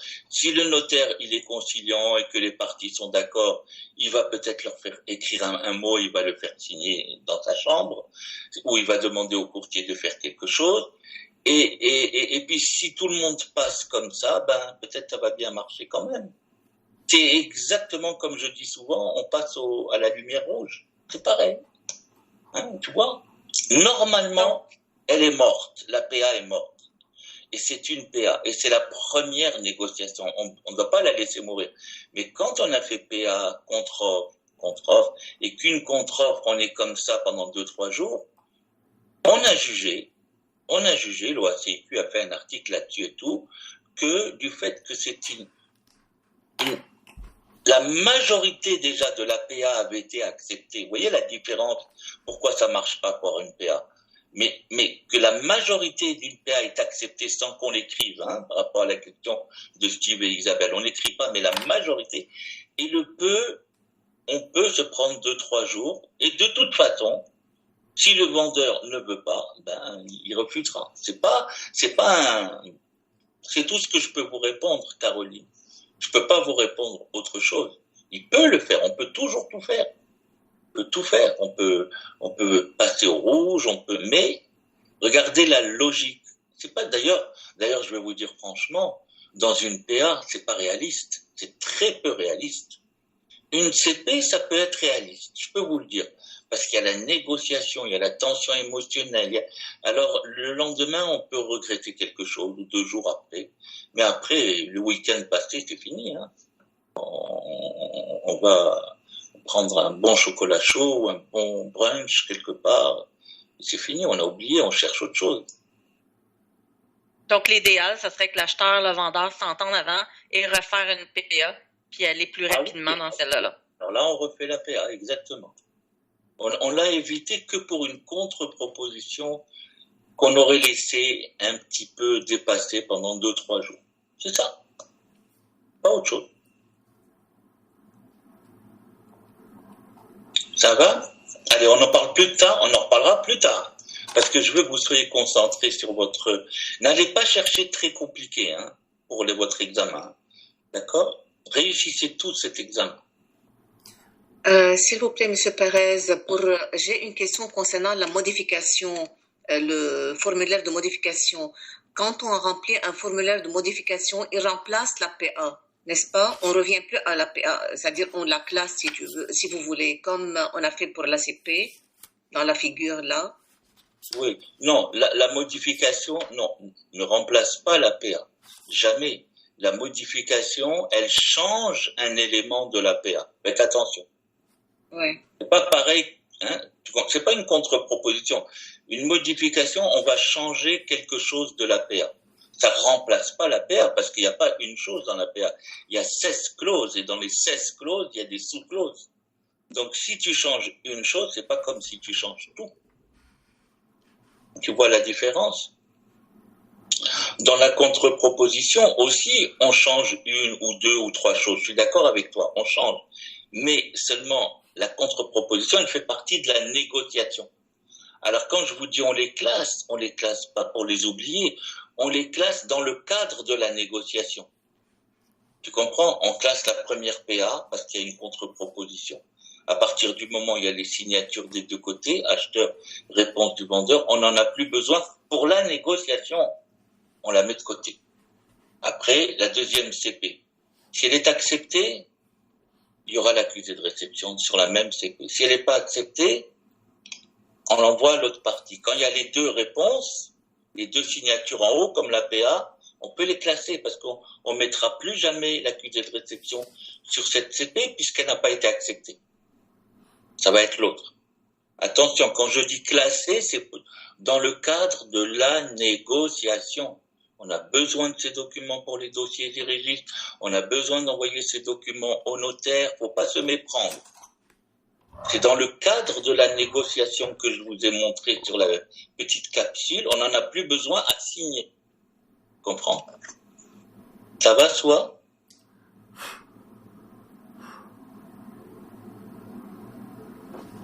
Good?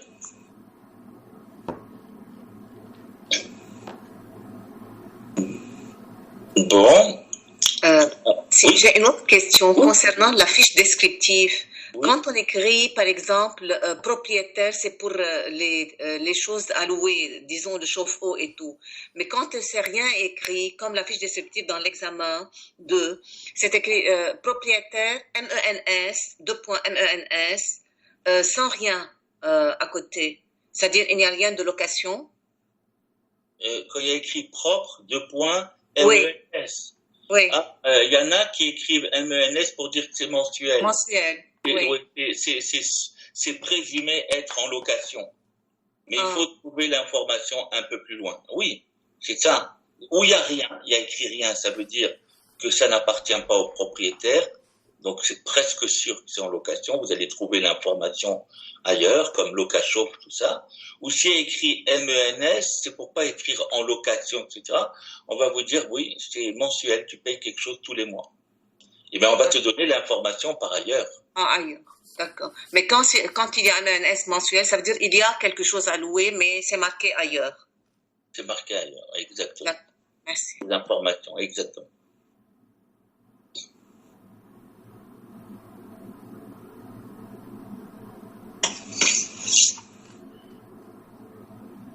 Alors voilà, donc 11h18. S'il n'y a plus de questions, je vais m'occuper de votre examen. Je vais vous l'envoyer dans quelques temps. Je ne sais pas si c'est 20 minutes, une demi-heure. Je vais faire le mieux.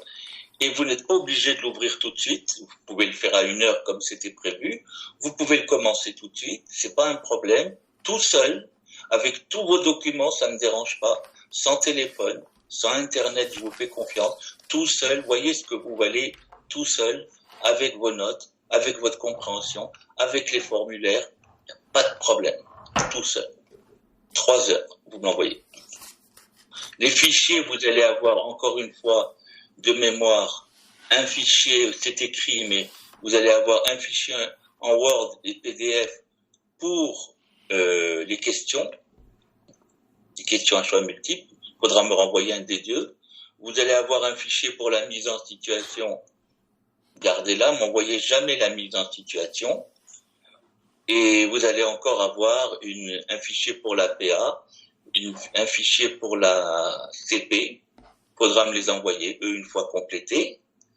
Et puis, je répète à Félix, Alexis, regardez bien où je vous ai noté les questions. Ne manquez pas les questions, en particulier si on vous dit que le vendeur a accepté, il faut remplir la partie. Si on vous dit qu'il y a accusé de réception, si on vous dit pas, c'est autre chose. Mais tout ce qu'on vous dit, vous le faites. Ça va? Oui, merci. Bonne journée. Ben, je vous en prie. Bonne journée aussi. Et puis nous, on se voit demain. N'oubliez pas, on commence PPA. Hein. Oui. D'accord? Oui. Merci. Merci, à demain. Merci. À demain. Merci, à demain. Merci, bonne journée. Je coupe pas la session. Je vais la laisser, mais je vais pas être là. Enfin, je vais faire des allers-retours. De toute façon, vous savez que je suis jamais là pendant l'examen. Vous débrouillez. Hein? Là, vous avez tout votre temps. Salut, Soua. Et tout le